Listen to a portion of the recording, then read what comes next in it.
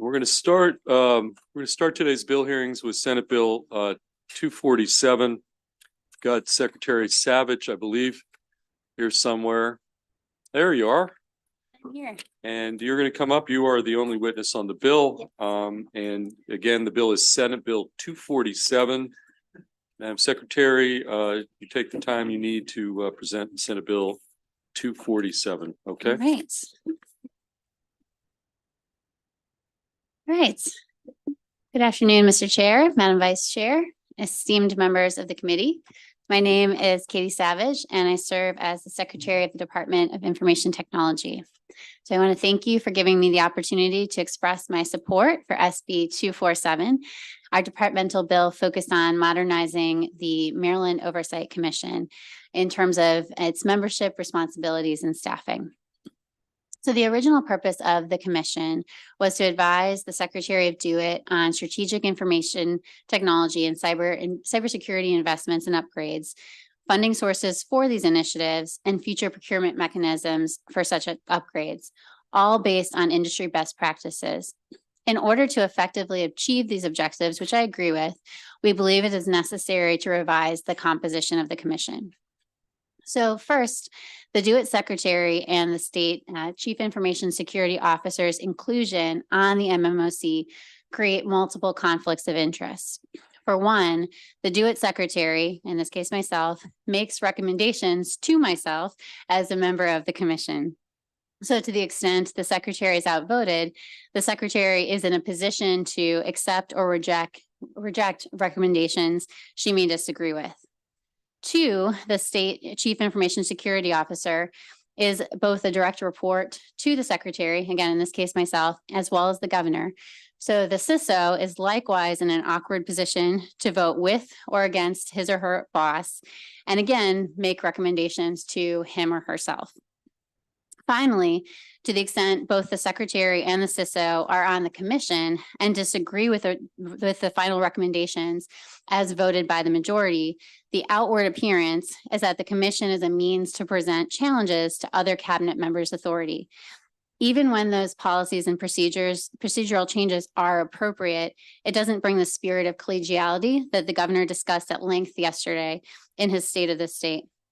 So our bill removes both the DeWitt Secretary and the State Chief Information Security Officer from the membership of the MMOC to eliminate these conflicts of interest.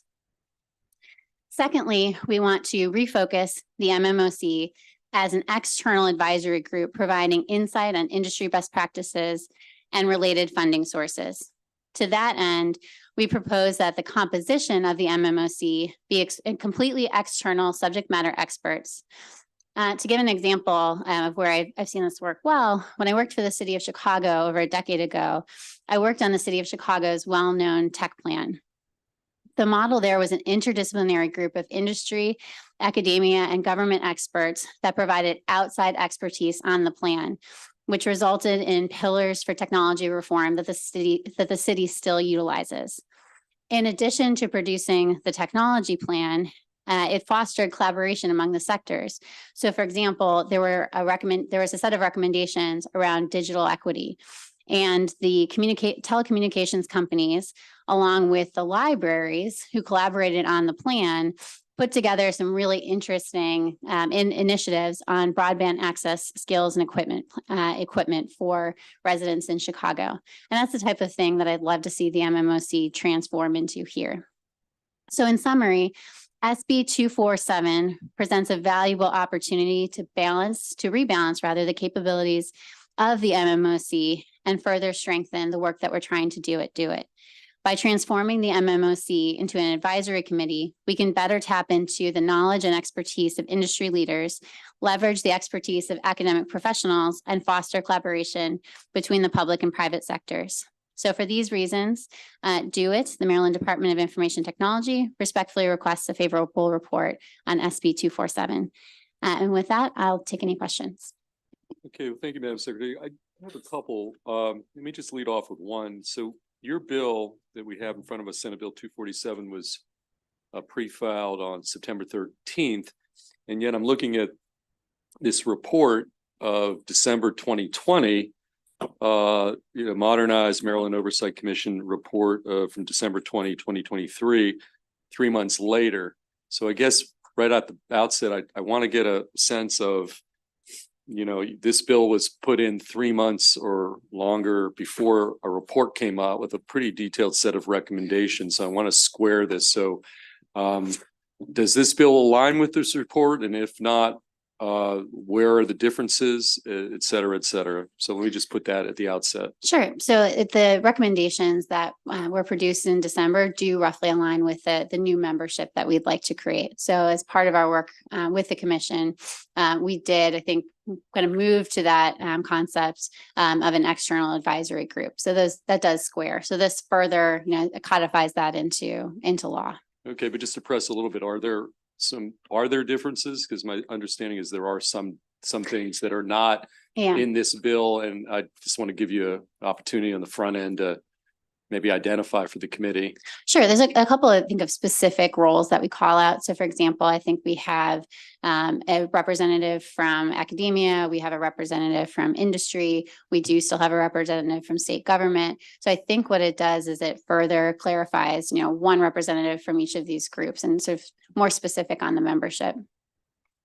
Okay. What about another kind of issue that's popped up has to do with transparency, like that all that you're doing. And I should say that we have some other bills coming up, and I made notation here. I think it's Senate Bill 294, Senate Bill 982 that are sort of also in this space and in this lane. And so I think for the committee, one of the things we're going to have to assess is, do we roll all the issues raised in these other bills involving IT, et cetera, into maybe one bill as opposed to hodgepodge, three different kinds of three bills, three topic areas. I think there might be an argument that maybe we should have a small work group to discuss the possibility of that. Is that something that you think could make some sense? Well, I think maybe what you're referring to is the Modernize the MMOC, as well as some of the legislation that I presented on last time around the MITDP reform. Are those the two? Right, and then we still have. I know acronym. I see Senator Kagan. Senator Kagan's going to. I don't want to speak. Her head might explode if you use another acronym. But so the Modernized Maryland Oversight Commission, which is the committee, and then the Major Information Technology Development Project. I think we have some other bills in the pipeline we haven't yet heard that are also, I think, in this space. So I'm just going to put it out there. I think that all these bills, are kind of touching on some similar themes. And so there might be an appetite within the committee to sort of roll these all into one or two bills rather than 4 or 5 or 6 independent component parts. Yeah, I can appreciate that. From what I know, some of the work that's being done around the MITDP, Major IT Technology Project work is that, there's some talk of evolving the fund, which we currently have and manage, into something as sort of an additional fund, or it evolves to a different type of fund overseen by an investment board that includes, the treasurer, the comptroller, et cetera. To me, the MMOC and the concept of an investment board aren't necessarily correlated. So I would sort of caution against trying to conflate too many things, but certainly open to being part of a working group to discuss. Okay. I'm just going to, because I got 1 or 2 specific questions that were asked of me to ask of you. That exempted the comptroller from the Major IT Development Project process and fund. So that would be a departure from previous legislation. Okay, then just back on the transparency thing, topic area. Okay, so my understanding is we had $14 million in cybersecurity assessments of 57 agencies was spent by the state. And yet, from the legislative branch, we do have some oversight, and yet it's pretty opaque. Like, we don't have a good sense of where this money's going, what your roadmap is, what your plans are. My understanding is that you hired a consultant to give you that kind of roadmap. Is that something that you're comfortable sharing with this committee, or is that not a possibility? Well, I do. It's not accurate. Okay. We didn't hire a consultant. It was the Office of Security Management team that published a centralization strategy back in August, and I'd be happy to share that. Okay. We're also happy, I believe a month ago, we also produced a report of FY24. So I'd be happy to share the results of last year's work as well. I think that I guess the premise of all this is, I think we'd like to be involved and at least have some idea of what's in your pipeline, some Sure. better sense of, like, compared to where we are now, which is not having a good sense of what's in the queue, how much is being spent on these kinds of things. Again, back to the topic of transparency. With all that said, let's go to Senator Augustine, then we'll go to Senator Hester after that. All right. Thank you. Thank you, Mr. Chair. Thank you for for being here today and sharing this. In listening to what you talked about for the sort of changing how this will function, as far as like the membership, I got that. I get that part. But then I think do you think that's a little bit inconsistent if the department are the ones who are going to provide the staffing for it though? Like, would it make more sense perhaps to have an outside, if you want to really try to do this like more like outside, would you be open to something? Absolutely. Okay. Absolutely. We had talked at one point about having the University of Maryland staff it, for example, Okay. because I think, again, preserving that sort of manner of neutrality, is certainly beneficial. So we would definitely support that. Okay, let's go to Senator Hester.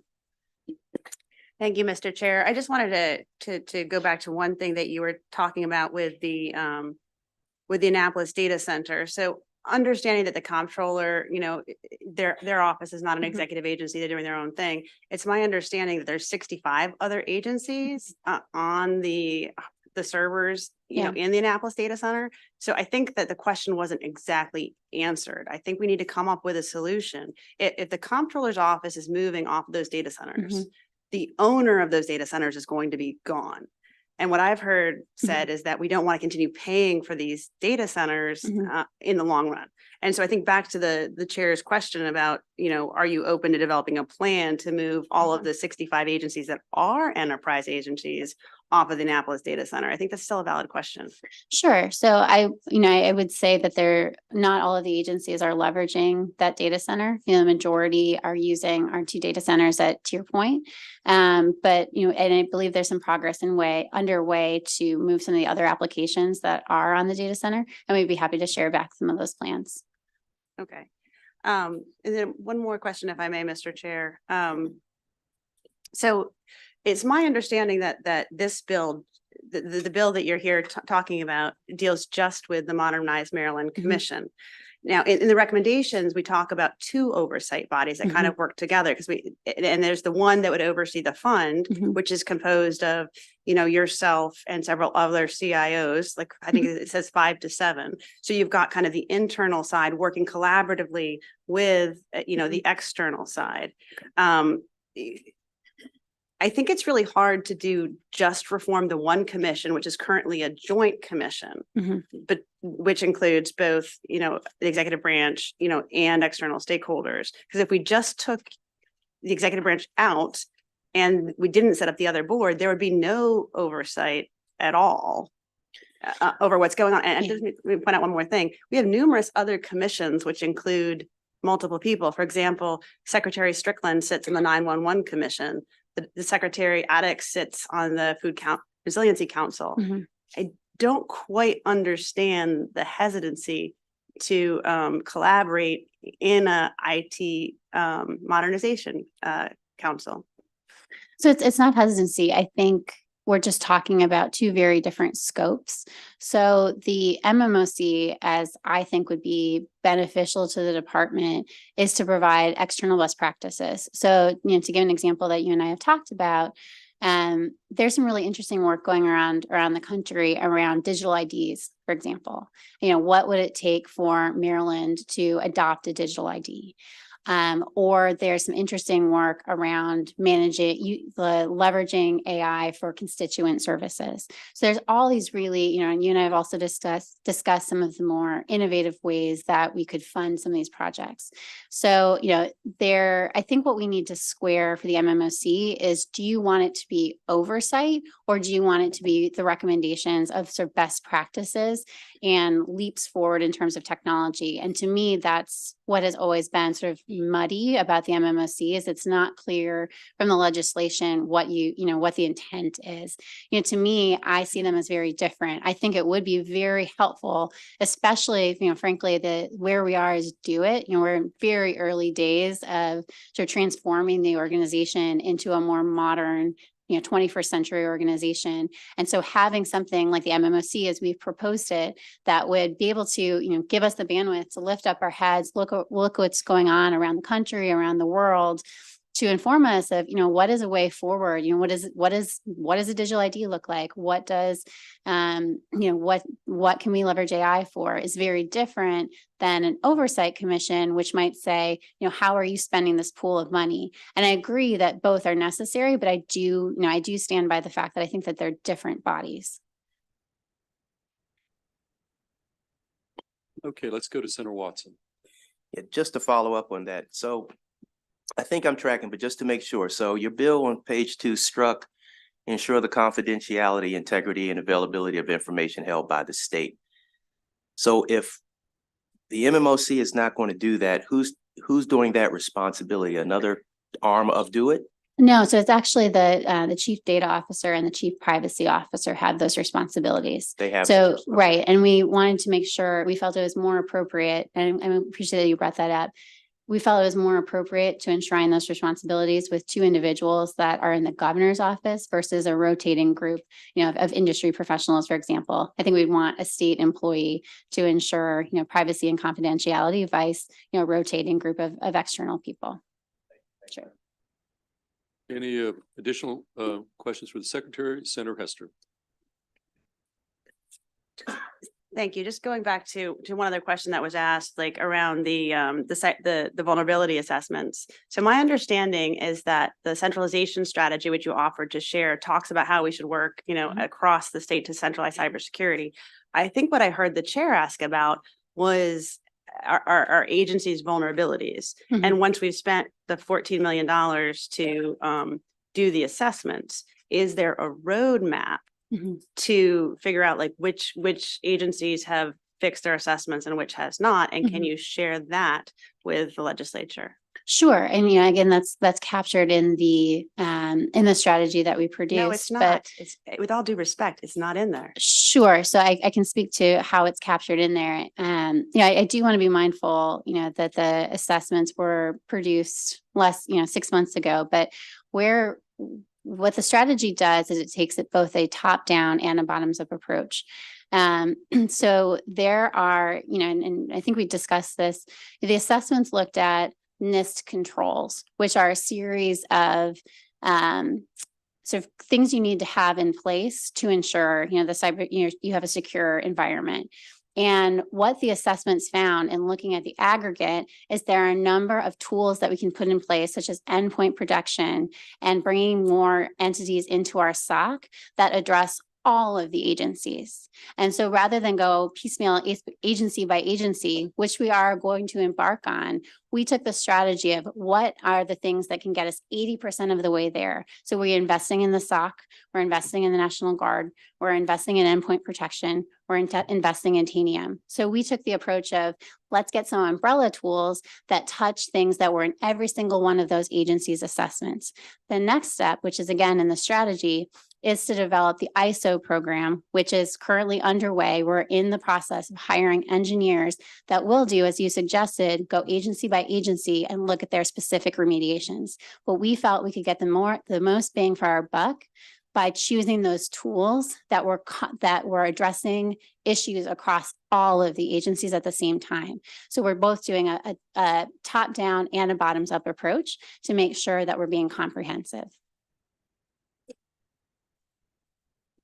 Okay. I want to just go back to one of the questions. I think it would be helpful for me and maybe for the committee. Okay, the bill was pre-filed September 13. I don't want to harp on this, but this report was December 2020, 4 months later. That was, I think, passed unanimously on a unanimous vote. If you could get back to us, maybe preferably in writing, with, where you identified 1 or 2 things, but what is enumerate with some specificity, what are the differences between what's in the bill and what's in this report, which may not be included in the bill. I think it would be helpful for us just to have that in front of us as we, think about the bill and discuss the bill. With regard to the staffing or?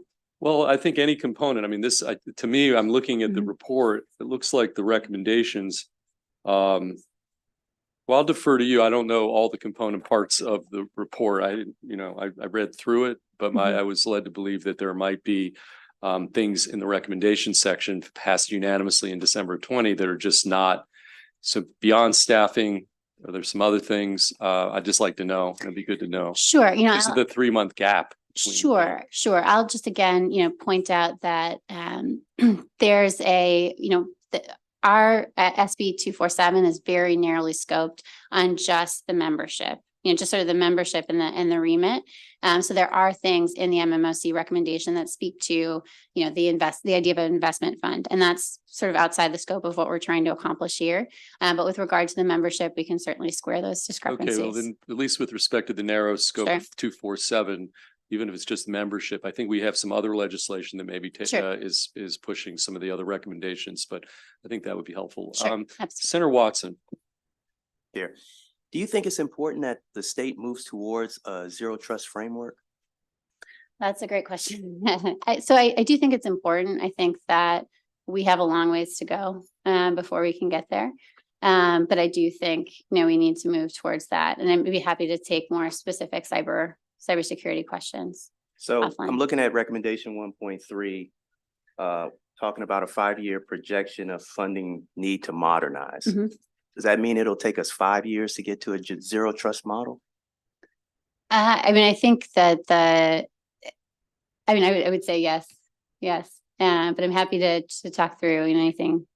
Is there a? I'm trying to, there was a email that Senator Hester and I received earlier about our goal should be to get to zero trust. And the response back was, we're not quite there yet. Either we don't have the tools or we don't have the infrastructure, or a combination of both. I'm trying to understand, what is it we need and how long will it be to get there? Because it seems like, unless you correct me, that's kind of the gold standard right now when it comes to protecting our state assets. No, it's a good question, and it has to do more with just the sort of cybersecurity environment, but it also has to do with identity and access management, along with some of our software configurations and the way that we review software. So I would say it is an evolving process, but it's sort of hard to put a time frame on that. But you've geared this more towards oversight versus implementation. That's kind of how I heard you segment. I think, I think we have tried to move this away from oversight and to say what we find value in the MMOC as being as sort of external best practices, industry standards, what's the future of the sort of modern digital state? Okay, thank you. Okay, additional questions for our secretary? Okay, seeing none. Thank you, Madam Secretary. That concludes the bill hearing on Senate Bill 247. We're going to move on to Senator Heddleman. Senator Heddleman here. There she is. Okay, why don't we bring you up on Senate Bill 333. And I've got Chuck Cook and Tom Cole signed up as your sponsor panelists, and that's the extent of the testimony. So Senator Heddleman, you take the time you need to present Senate Bill 333. Thank you very much, Mr. Chairman, Madam Vice Chair, members of the EEE Committee. I'm Shelley Heddleman from District 11 in Baltimore County, and I am here today to present to you Senate Bill 333. And what this bill does is it really builds on work that this committee did 2 years ago. 2 years ago, we passed another bill that I introduced along with Julie Polakovich-Carr over in the House, Senate Bill 744. And the idea was to take unused, unwanted state land and repurpose it or make it available for developers of affordable housing. And that has been in effect for about 2 years now, and it hasn't been working quite the way we want. And so this bill tweaks it and gives the Department of Housing and Community Development a little more flexibility with the same exact goals in mind, which is taking that land that is not wanted by other jurisdictions or other state agencies and using it for development of affordable housing. I don't need to tell this committee how many people need housing in this state. We are approaching almost 100,000 units that are need to be built over the next decade or so. And so there's quite a lot of need. Land is one big, important, expensive piece of that complicated puzzle. And so I would love to turn it over to Chuck Cook from the department, and he can explain in more detail about why the department is seeking this change and why I'm happy to present it along with the other sponsor. Thank you. Thank you, Senator. Thank you, Chairman, members of the committee. Chuck Cook with DHCD. I did want to point out a little bit about what we're looking at here in terms of the amendments that we're trying to change from SB 744 that the Senator had talked about before. What had originally passed enumerated 5 points that, if met, we would have to deem a property suitable for development. So there's no room for us to wiggle around. There's no room for us to make any kind of judgment calls, knowing that every single project is specific to itself, right? So none of them are the same. So for instance, the way the bill was originally passed, it says the department shall identify a property, that's us, as suitable if it's located in a priority funding area, does not belong in a category of property listed in and its protected properties under DNR, is adequately sized for any type of residential use, has access to public utilities, and has access to the feasible ingress and egress points. Now, at the very end of that session, the Senator got an amendment in here that said the department may consider other factors in addition to what is listed above, but that shall language at the beginning is the problem that we're running into. So, for instance, if we just have a checkbox and we check off all 5, then we're done. A, there's no reason for the department to be involved. Anyone can do that. But B, it also boxes us in. So imagine, if you will, a truck stop formerly owned by MDOT that's sitting in the middle of a median strip. It is in a PFA. It is not a protected class. It is adequately sized for any type. It has access to public utilities, and it has obviously feasible ingress and egress points. And we'd have to rubber stamp that and say that's something. PFA. I've been asked for sorry. clarification. So I am throwing out way too many of there, right? Priority funding areas. So in the state of Maryland, where we had defined this program when the Senator put it in, was to say that it would have to be within a priority funding area. So we want to make the changes here that will give us the flexibility to be able to deem this property acceptable, is generally what we're looking at. Okay, why don't we go to our final witness and then we'll take questions. Thank you, Tom Cole, here on behalf of the Maryland Affordable Housing Coalition. We represent 185 member organizations and developers who build and manage affordable housing. Senator Hedelman said a moment ago that the 2022 law didn't work the way we had hoped. Well, our organization turned around saying, all right, can we see the list? Can we see the list? Can we see the list? And there wasn't a list. And so that's why this change is being sought. And to just rehash briefly, this is about making Maryland be a more active participant in the development of affordable housing, as opposed to a passive recipient of affordable housing. Being able to identify parcels and say, this is where we want to see housing, this is where we want affordable housing, because once the state of Maryland can identify the resources that it can bring to the table, then innovation can really happen. The last time the Maryland Affordable Housing Coalition testified before you, we mentioned how sometimes manufactured housing, there's a specialized provider actually called Vessel, that uses manufactured housing and focuses on state-owned property in order to develop that. We don't have that inventory to take to entities like Vessel to build that housing. So obviously, this is an important bill. Clearing this up is critical because we don't want our jurisdictions to just take the housing that's proposed for them. I mean, obviously, we're going to continue to do that. But to the extent Maryland wants to say, this is the housing we want, this is where we want it, it needs to bring its property to the table. So we're excited to see this being cleaned up. We look forward to a favorable report, and thank you for your time. Okay, thank you for your testimony. Questions for the panel? Vice Chair Kagan. Thank you, Mr. Chair. I just want to commend Senator Hedelman. I thought this was such a brilliant, creative, problem-solving kind of legislation when you brought it before, and was delighted to enthusiastically support it and talk about it actually back in my community. So thank you for making sure it works at the A+ level. So appreciate your continued leadership. Thank you, Mr. Chair. Okay, any additional questions for Senator Hedelman or her panel? Okay, seeing none, that concludes the bill hearing on Senate Bill 333. Thank you. And that brings us to Senator Guile, who just walked in. Senator Guile, if you want to come up to the stand for the table for Senate Bill 411, and you've designated four folks to be on your sponsor panel. We've got 3 in person, 1 virtual. We're going to start. We've got Secretary Anthony Woods. We've got Catherine Roth Duque and Rachel London, and then we have 1 additional witness virtually. I don't know if I see Rachel anywhere here, but yes, Secretary Anthony Woods is here. So we'll start with you, Senator Guile, on Senate Bill 411, and you take the time you need, and then we'll go around the panel. We'll go next to Secretary Woods. I think that'd be good. Okay, All right. Senator. All right. Thank you, Mr. Chair. Good afternoon, members of the Education, Energy, and the Environment Committee. For the record, Senator Dawn Guile, District 33, here to present Senate Bill 411. I think you may be sensing a theme with some of the bills that I am doing this session.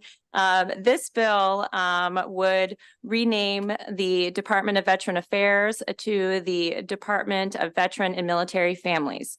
Over the last several months, just to give you a little bit of background, I worked with our good Secretary Anthony Woods to discuss ways that the Department of Veteran Affairs could better serve veterans and military families.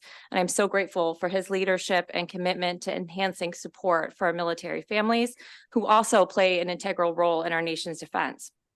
Senate Bill 411, developed in conjunction with Secretary Woods, would rename the Department of Veteran Affairs the Department of Veteran and Military Families. This small measure clarifies its mission to support both veterans and their families. Additionally, the bill mandates the appointment of a Deputy Secretary of Military Family Policy and Programs. As a military family advocate myself and a proud military spouse, this bill holds personal significance for me. Despite some increasingly more support structures in our state for military families, there is indeed significant opportunity for improvement. This bill represents a tangible step towards acknowledging and addressing the diverse needs of all members within the military community. This proposed change not only signifies a commitment to inclusivity, but also serves as a beacon for military families, signaling that the department is dedicated to providing comprehensive support for not only the veteran or service member, but also the family. And by renaming the department, we affirm our recognition of the vital role played by military families in our nation's defense. Moreover, the creation of a Deputy Secretary of Military Family Policy and Programs underscores our commitment to expanding resources and programming tailored specifically for military families. It presents an opportunity to bridge existing gaps and bolster the support network available to those who have served and sacrificed for our country. And while the prospect of additional funding for this program is acknowledged, it is imperative that we prioritize the allocation of resources to ensure the successful implementation of these vital initiatives. The potential impact of this bill of military families cannot be overstated. In conclusion, Senate Bill 411 represents a significant milestone in our ongoing efforts to better serve and support the military families who selflessly stand alongside their loved ones in service to our nation. And I respectfully ask for a favorable report on this bill. Thank you, Mr. Chair. Okay, thank you, Senator. Let's go to you, Secretary Woods. We're not going to put you on the clock because you have an important role in our state. So take the time you need to weigh in here. Well, I appreciate that, and I'll try to stick to that because I know you have a lot of work before you. Chair Feldman, Vice Chair Kagan, it's great to see you, members of the committee. It's a privilege to be here. For the record, my name is Tony Woods. I'm the Secretary of the Maryland Department of Veterans Affairs, a title that I hope changes soon.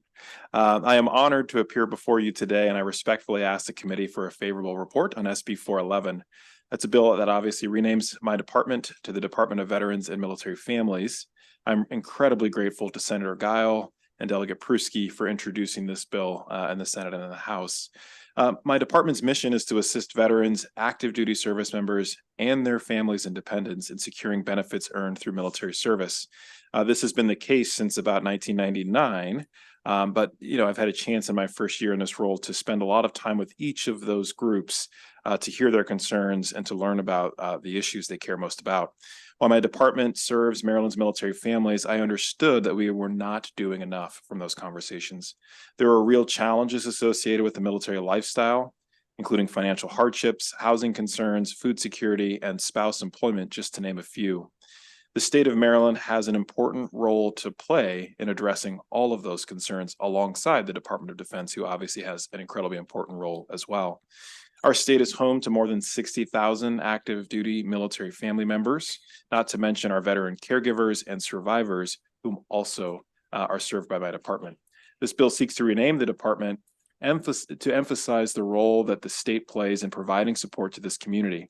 By enhancing the department's capacity to coordinate programs dedicated to military families, we send a resounding message that Maryland is united and welcoming and supporting those who have served.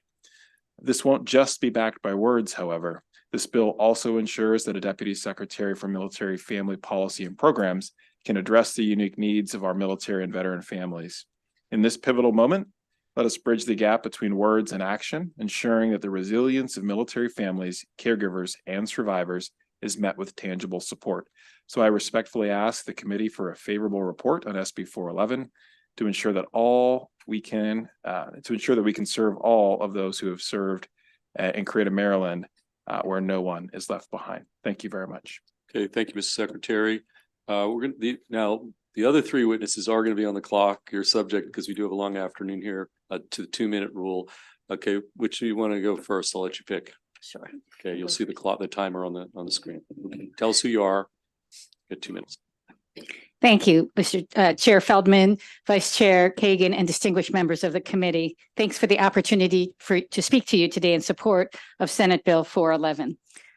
My name is Kathy Roth-Duquesne, and I'm the co-founder and CEO of Blue Star Families, which is the nation's largest and fastest growing military and veteran family serving organization with 275,000 families in our membership, 1.5 million people who use our programs and resources each year, and more than 6,000 families here in Maryland who are members of our organization. It feels like a landmark moment for me to have Maryland consider this name change. Words matter, and it matters to those who serve in the military and their families to see themselves represented at the state level. The steps Maryland is considering today would set a new precedent for the rest of the nation and will resonate and support the all-volunteer force. It's not just passion underlying my statements, but it's data. We know that when communities effectively support military families, that effort has far-reaching implications, improving the well-being of our military and our national security, but also improving our communities. From our research, we know that 70% of active duty military families live in the local community and not on installations. And of course, 100% of Guard and Reserve live in communities. Guard and Reserve are almost half of our deploying forces today, and they require support too, not just the service members, but the families left behind. In addition, of those currently serving, we know that the majority of which don't feel a sense of connection, don't feel a sense of belonging to their larger community. We know that when families do feel that their community understands, respects, and supports them, they have overall greater resilience and well-being. They have a higher likelihood of recommending military service, which matters when we have a recruiting challenge, and they're more likely to settle in this area. Military installations contribute billions of dollars to American economy. By making this change, you signal to the installations of the families that it Finish up. matters. Thank you. You're good. Okay. I mean, did you want to add something? Was that it? So, You can finish your sentence. Okay. Just that this new name signals to those who make basing decisions know how seriously the state takes responsibility for service members' well-being. Thank you very much. Ms. London, you want to go next? Yes, thank you. Mr. Chair, Ms. Vice Chair, Rachel London, the Executive Director of the Maryland Developmental Disabilities Council. We are a public policy organization that creates change to make it possible for people with developmental disabilities to live the lives they want with the support we need. And I know most of you know this, but we focus on children and adults and their families, and that does in fact include military families. So we are here in strong support. I want to thank Senator Guile and Secretary Woods for their commitment to military families, including those that have children and adults with disabilities. You've heard about why this change is needed in general, the challenge military families face, the unique needs of military families, And now I want you to imagine adding a child or an adult with developmental disabilities to that. And we do know that many of these families, probably disproportionately many of these families, do in fact care for children and adults with developmental disabilities. So that led us to partner with the department and Secretary Woods in a formal MOU. We are going to be learning from military families across Maryland about what they need and what information and resources they need, those families that are supporting people with developmental disabilities. And then we're going to develop information and resources based on what we learn. So just want to give a quick example. We've already gotten some feedback that both a welcome kit when families move into the state is needed, particularly about services, as well as when families are transitioning out of service, and how do those services for their children or adults differ now that they're transitioning out of the military. So refocusing the department makes the commitment to families clear. We really look forward to our continued partnership to strengthen Maryland's support for military families of children and adults with disabilities. Thank you. Okay, thank you. We have one virtual witness signed up, part of your sponsor panel, Jason Spiegel, who happens to be a constituent of the Vice Chair. Ms. Spiegel, why don't we take you and then we can open it up to Q&A. And so, Spiegel, we gotta unmute you. Okay, you're gonna have to unmute yourself. Okay, we're good to go. You got 2 minutes, Mr. Spiegel. Thank you, Chair Feldman, Vice Chair Kagan, Jason Spiegel, on behalf of the Maryland Military Coalition. We strongly support SB 411. The legislation is a critical component of Governor Moore's commitment to make 2024 the year of the military family in Maryland. Currently, Maryland is home to 14,000 active duty spouses, 28,000 active duty children, 11,000 National Guard and Reserve spouses, 17,000 National Guard and Reserve children, and 6,348 survivors. There are a significant number of military family members in our state with needs that the state can help address. Renaming the department is not just a symbolic act. It demonstrates our commitment to military families and developing policies and initiatives that address their concerns.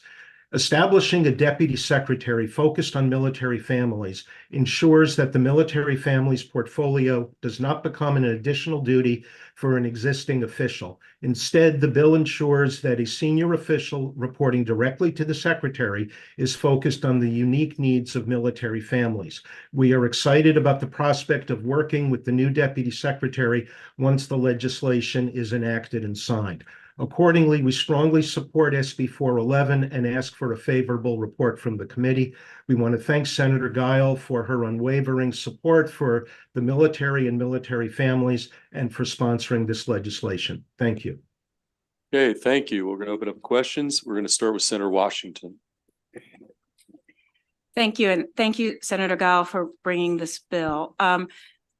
So I get where you're going, but I have some concerns. And I wonder if we're talking about two different departments or policies. So as the secretary knows, that we've had challenges fulfilling our responsibility in taking care of veterans. Consistently, the Veterans Affairs Commission has not met, has had vacancies. We've had, again, prior administrations. We've had difficulty with the ways veterans are treated in hospitals, just in general, homelessness, housing. So the affairs of veterans are still very important. So I'm uncomfortable removing that as part of the charge, right? And so that perhaps it's an and. Or perhaps we're talking about something else, because I hear the focus of wanting to focus on people who are currently serving, on the family members and their needs, and that's important. But it's also the fact that the needs of veterans, of all the ranges of things that the U.S. Department of Affairs handles, housing, healthcare, lots of different things. And so I hear the shift, and the word was shift towards and focus, more on, but I want to make sure that we're not reneging on the obligation of those men and women who have served and who are currently very much in need, and some of whom do not have families, some of them who, are older, are seniors. Go ahead, Mr. Yeah, Secretary. absolutely. So Senator Washington, I love your question, and it's actually something I've thought a tremendous amount about as a concern that we have to make sure we allay amongst the veteran population here in our state. This shift, I actually think, sort of focuses on a couple of things, but one of which is this idea that a thriving veteran family or military family makes for more resilient veterans and service members. And so one of the things that we realize in all of our work, whether it's encouraging a veteran to go forth and request benefits or compensation, or helping to prevent a veteran from falling into homelessness, a strong and resilient family is often one of the most important elements within that equation. And so we recognize that part of the reason why I mentioned our mission is actually always included and their families. But I think matching that with our initiatives and in our name is actually quite important. And then the other piece that I would say is to your point, we actually aren't dramatically shifting the programming within the department, which is why actually the request that we made to Senator Guile was to also make sure that we included a deputy secretary who could help add that additional capacity. Because that is one of the most fundamentally important pieces of how we don't take our eye off the prize and off of our current work, which is incredibly important to us. The last piece I would just very quickly address, our Maryland Veteran Commission actually does meet quarterly. And we actually view them as a really wonderful and important part of our work. They act as force multipliers, if you will. They serve all across the state. We actually ask them to participate in many events, but they bring back critical information about our veterans across the state that really helps to inform our efforts and guide our work. And so I appreciate your concern there, but we do work with them closely. In fact, in some ways, just reinforced. I guess my question is, do we have a deputy secretary that focuses on veterans? Just, so if we're going to have it, so not all veterans have families, not all veterans have spouses that are looking to have their licenses recognized. I mean, I get how we want to market the state of Maryland, how the reality of being a place that is welcoming, where your families can live, you can be here, and I get that part. And then that's appealing. And frankly, those people are going to be in a better position to advocate for their needs. Obviously, it's happened. And yet the people who are veterans, who are, of our prior wars, who are, we've had awful things happening, in their facilities. Yeah. We need equal attention there. And so this is just saying about an and, because by striking out affairs, which has a broad range of understanding both locally and nationally, to eliminate that from the title. And again, everything we've talked about in the last couple of years has been about military families, and again, I am not taking away from what they need. Mm-hmm. But if those very families would also have to trust that as they age, as they may not have families, as they are disconnected from their families, that they themselves as veterans also have equal protection in this type of agency. And that this change in the way we've been talking about this for the last couple of years has not been doing that, in my humble opinion. And I just by keeping the name affairs and making it I don't see if there's a problem. If we just do that, I don't see what would be the problem.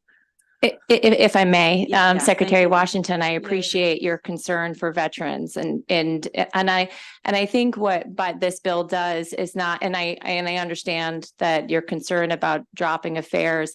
I don't think that dropping it. I think it was more of a title issue. It wasn't to say that it necessarily means that they're going to give up any of the work that they are doing already for veterans. It's not saying that. What it's saying ultimately is it better reflects their current mission, but also by adding this deputy secretary, it also adds to be able to do what they've already had the mission, part of their mission, and have somebody that's their responsibility. They certainly, to Secretary Woods's credit, I mean, the department already has people that are focused on a myriad of veterans issues, whether it be the Veterans Trust Fund and many, many more veterans related issues. But I think in communication with Secretary Woods, what had been maybe lacking in some respects is the support for military families that are here in the state, and how to connect those folks with services.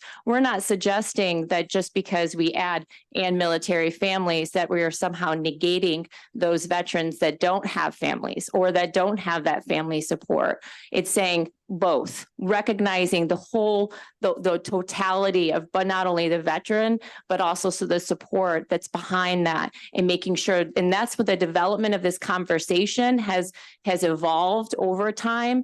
And I think it's important and necessary because it has been lacking, frankly, for a long time, of the focus about the support for the military spouses who are overwhelmingly unemployed, much more so than the national average, the support to military children. And so all encompassing that in there. But I don't think it gives up anything that the department has already been doing. Well, can I just ask, so it's veterans what? I mean, the department needs to, so. Veterans and. I mean, what, it's the Department of Veterans and Families. And military families.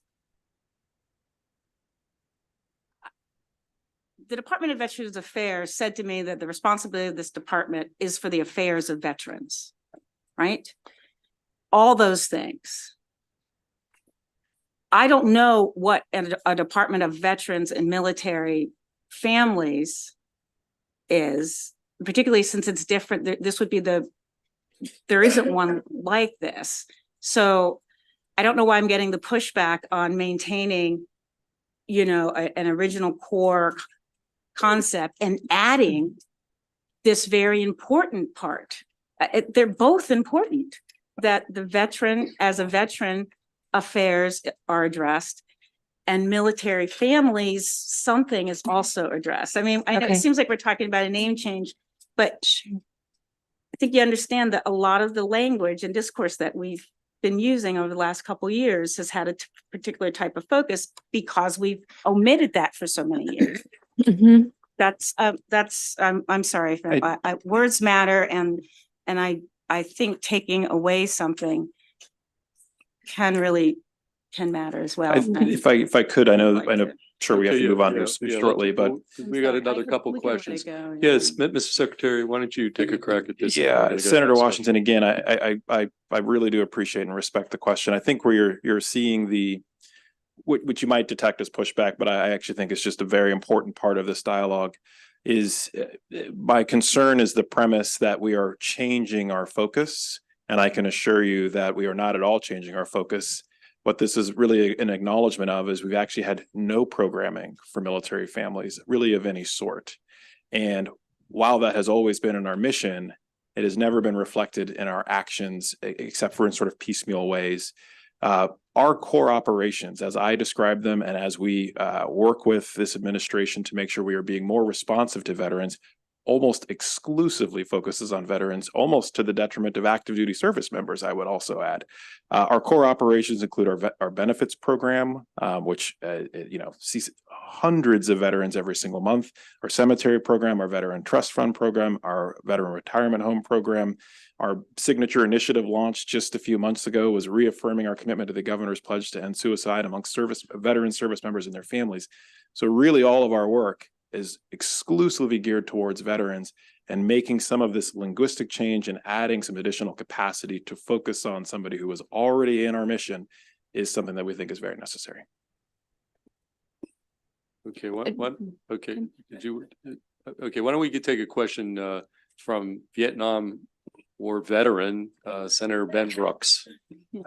Thanks, Chair. Yes, and coming from a vet, Senator Guile, I want to thank you for this bill.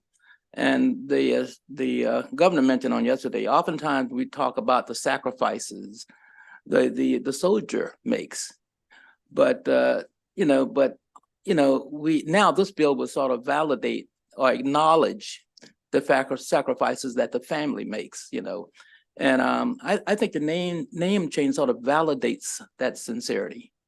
So, yeah, and in the military, being a vet, we are a family, you might not have a blood relative, but there's that kindred bond there if you've been in the military. So thanks for the bill. Thank you. Thank you, Senator Brooks. Just say, isn't that so? That was kind of the question. Okay, any additional questions for Senator Guile or her panel? Okay, All right. seeing none, that concludes bill hearing on Senate Bill All right. 4. Thank you, Mr. Chair. Madam Vice Chair. And we're gonna next move to, is Senator Muse? He was here. Oh, there he is.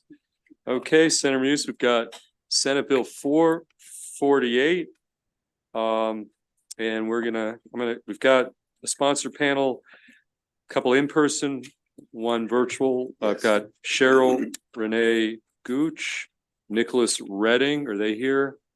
And Yes, also we I do think have they again, are. Jason Spiegel, who we just had in the prior hearing, is here virtually. So let's, we're gonna start with you, Senator Muse, and then we'll take the two panelists next to you, and then we'll take Mr. Spiegel if he's still in the queue, and then we'll open up to questions, okay? Thank you very much, Mr. Chairman, and good afternoon to you and to the Vice Chair and members of EEE. For the record, I'm C. Anthony Muse here to testify in support of this Senate Bill 448. And it simply would do what the title states. It would establish a commission to study African-American Civil War soldiers in Maryland. I would like to ask, and I'm thankful for my panel who came to be with us. So let me just briefly start by saying this bill passed out of the full House with no opposition, and I believe we'll do the same here. I want to thank Delegate Busha for asking me to cross-file this very, very important bill. My dad was not only in the Marines, but he was in the Air Force and served many years. As some of historians know, during the Civil War, 6 Maryland United States colored troops regiments mustered into service. This commission will study their muster locations, membership roster of names, location of service, position on the battlefields, and all distinguished honors of recognition. The United States Colored Troops Regiment Study Commission would also provide recommendations for the funding, design, construction, and placement of an appropriate memorial dedicated to the Maryland USCT regiments. This commission will allow us to generate educational materials for the State Board of Education to incorporate into our history studies, determine locations for memorials, plaques, and ultimately inspire young African Americans to achieve greatness in honor of those who sacrificed in service and life. Now, even though the USCT did not fight in battles in Maryland, they were instrumental to the Union Army in the Petersburg, Richmond areas, which ultimately contributed to the success of the Union Army.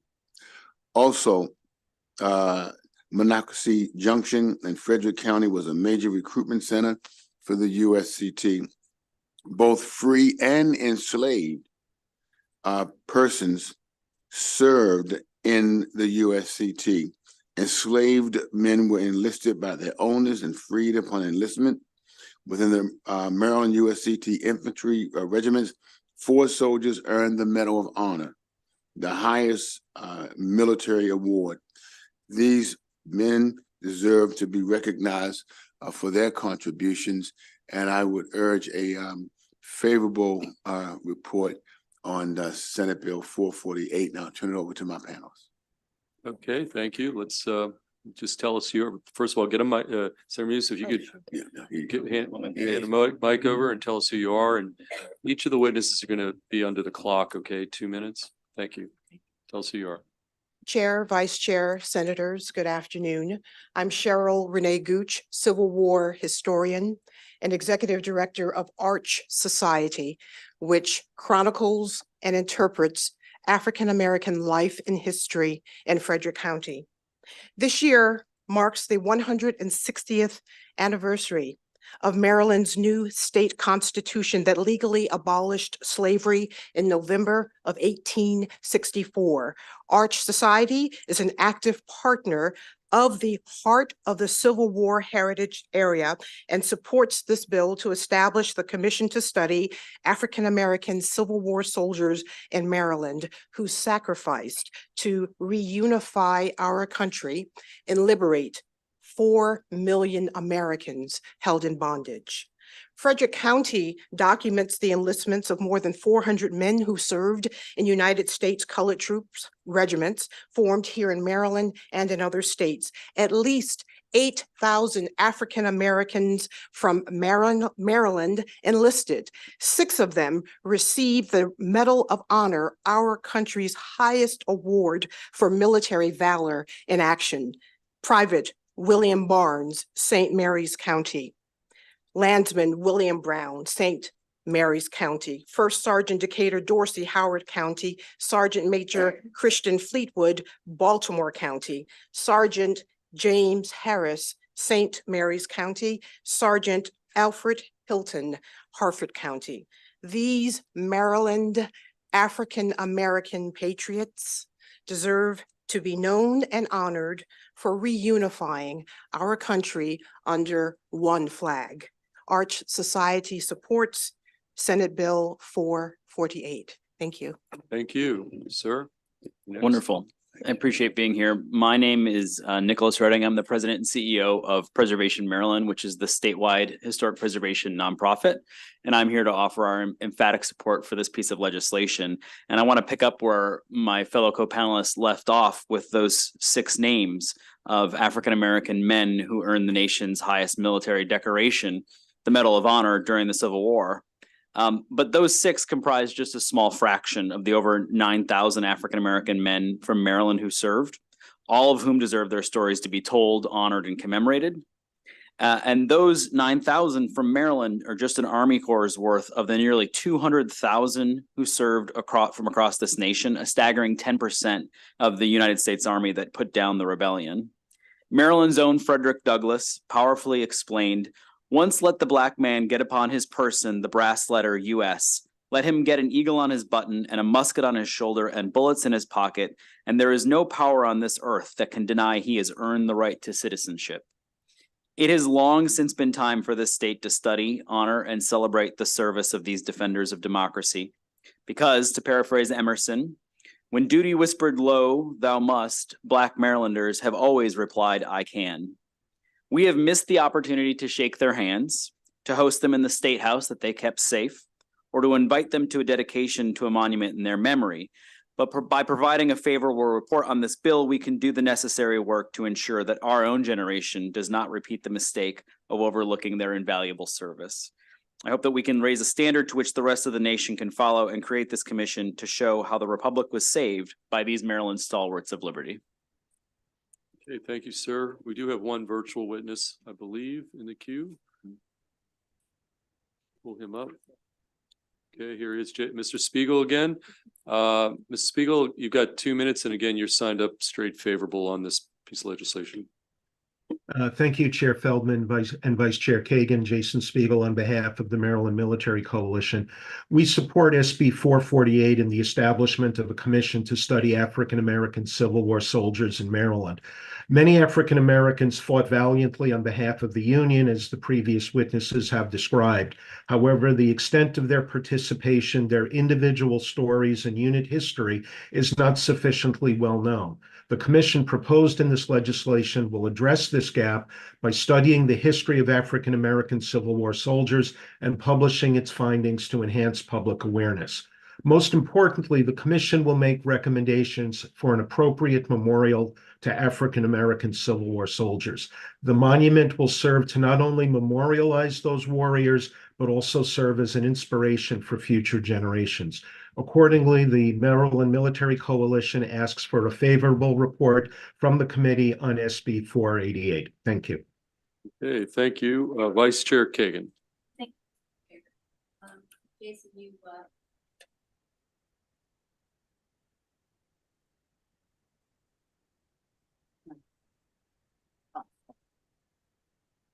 Okay, technical difficulties for a sec, but here we are.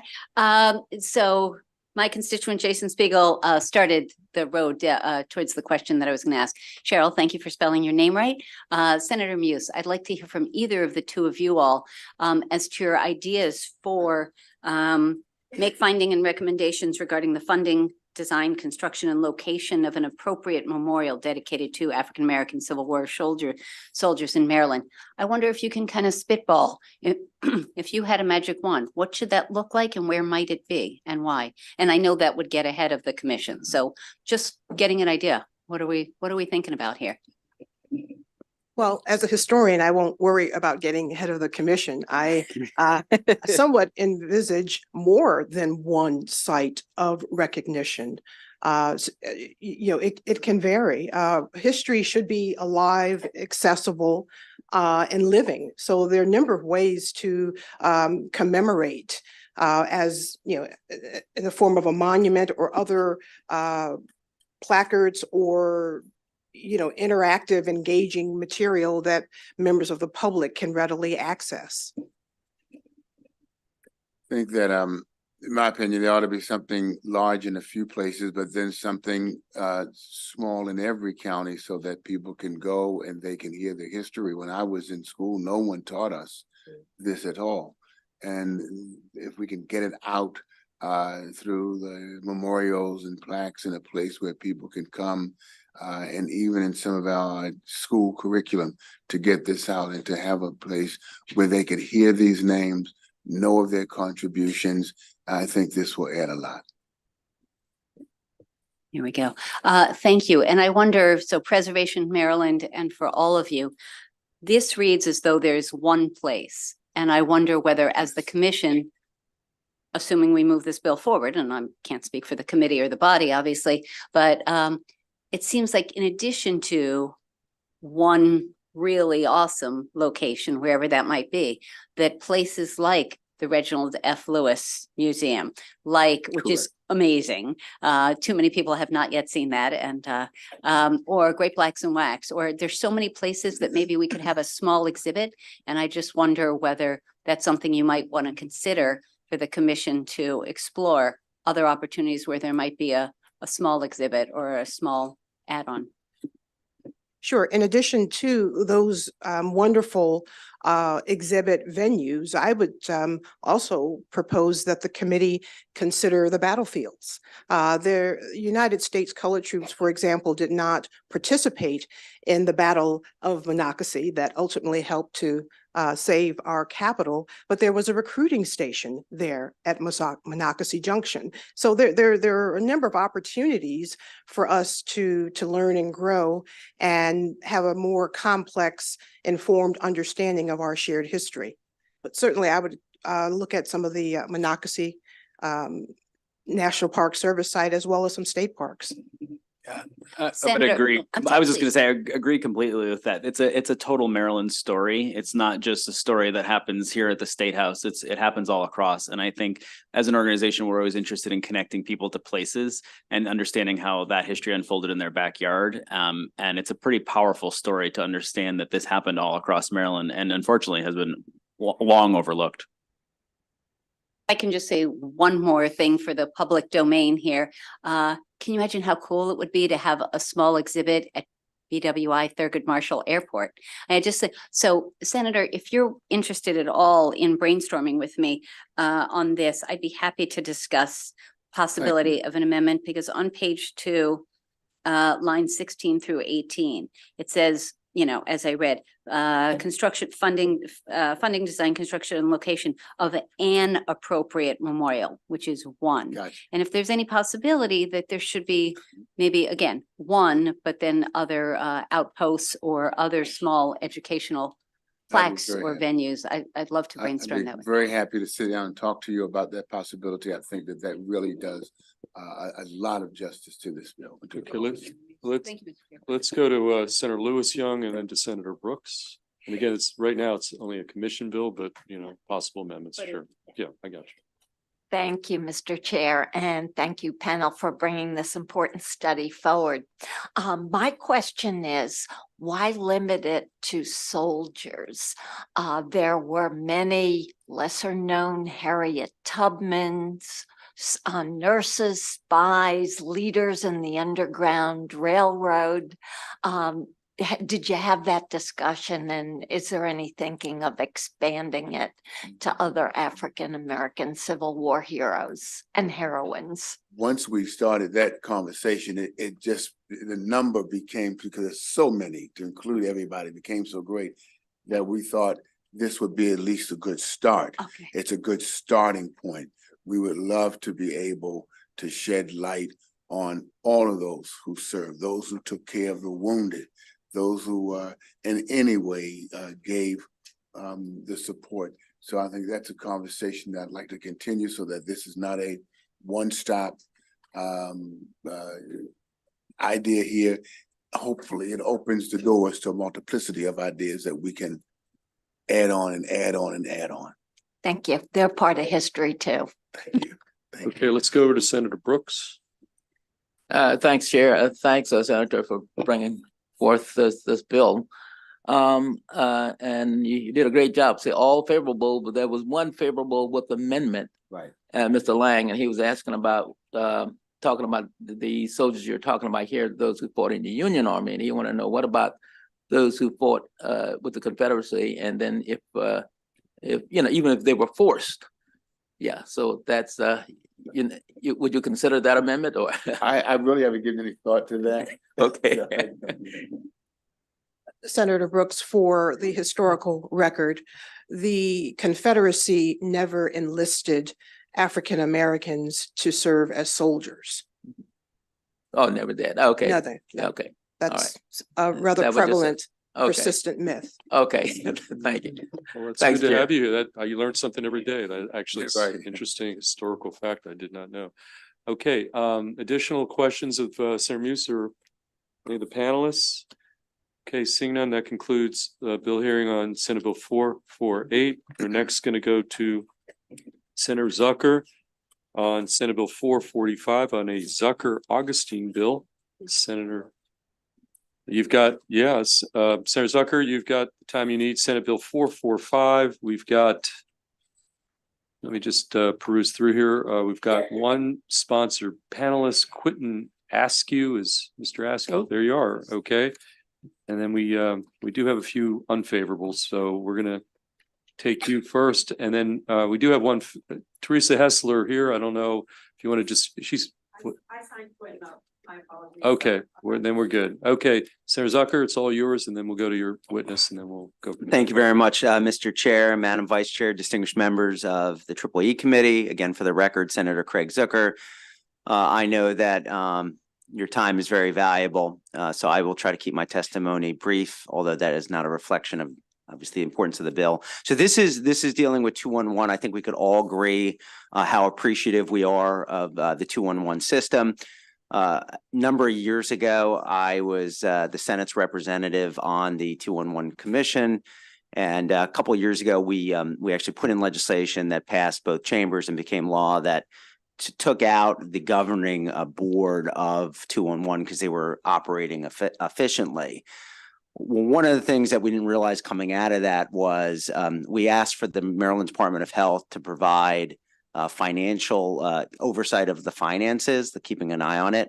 I think they took it a little, they agreed that they took it a little broad where they were actually providing oversight. So we've been working very closely with the Maryland Department of Health to, because they approved of this bill, there's some technical amendments that they have agreed upon. However, over the, nothing happens in sometimes days in Annapolis, sometimes things happen in seconds. So today, or actually yesterday, I found out that some of the great employees that are involved with the 211 system have some questions. So Mr. Chair, Madam Vice Chair, distinguished members of the committee, we're going to have a meeting next week to just try to see where we can get everyone on the same page. But The reason why this bill was put in was the actual intent of what the bill was 2 years ago. But with that, we've got Quentin Askew, who's been doing a great job over in 211, who'll be able to answer any technical questions as well. But with that, committee, I'll turn it over to Mr. Askew. Okay, Mr. Askew, you're going to be on the clock for 2 minutes, okay? Thank you. Good afternoon, Chairman and members, Vice Chair and members of this committee. My name is Quentin Askew. I am President and CEO of Maryland Information Network, 211 Maryland. I'm here in advocacy for Senate Bill 445, which pertains to the oversight of Maryland Department of Health in 211 Maryland. I would like to thank Senator Zucker for his continued support of 211 Maryland. 211 Maryland is an independent nonprofit with public-private relationship with our state partners under the umbrella of Maryland Department of Health that provides general oversight of our finances as well as our services for the state. The legislation does two things. One, it clarifies the relationship between the state and an independent nonprofit. Secondly, the legislation speaks to the new vision of the organization, the evolution of Maryland Information Network. Over the past 3 years, our organization has significantly elevated its annual budget from around $900,000 to close to $3 million, thanks to our support from our federal and state partners that recognize the importance of our work. I would also like to mention that our 211 system is still significantly underfunded, in which I'm sure our call center partners would attest to that. Furthermore, we've broadened the application of our technology to bolster state departments. This includes providing behavioral health resource collaborations with our Maryland Department of Emergency Management. We support our Behavioral Health Administration with connection to behavioral health services, as well as our care coordination work that we support our emergency room departments, supporting the backlog for those seeking behavioral health services. Again, this attempts to support our state partners with connecting to Marylanders. Additionally, our organization has seen an increase in growth in our human resources from 2 employees to 10.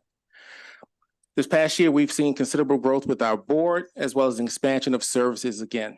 And so for these reasons, again, we gratefully thank you for taking an effort in looking at this bill, and we acknowledge the critical role you play and look for a favorable response. Okay, thank you, sir. Any questions for Senator Zucker or for his witness, sponsor panelists? We've got Senator Augustine, one of the co-sponsors. Thank you, Mr. Chair. I just want to thank Senator Zucker for always bringing forward these real thoughtful bills as a resource that 211 is, and Quentin, and thank you as well for the work that you all do and the partnership that we've had helping the people of the state of Maryland.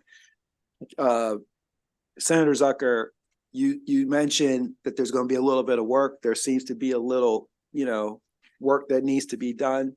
Would you be open to me helping to work with you and facilitate that so that we make sure that we get this taken care of? Senator Augustine, I would be disappointed if you weren't there.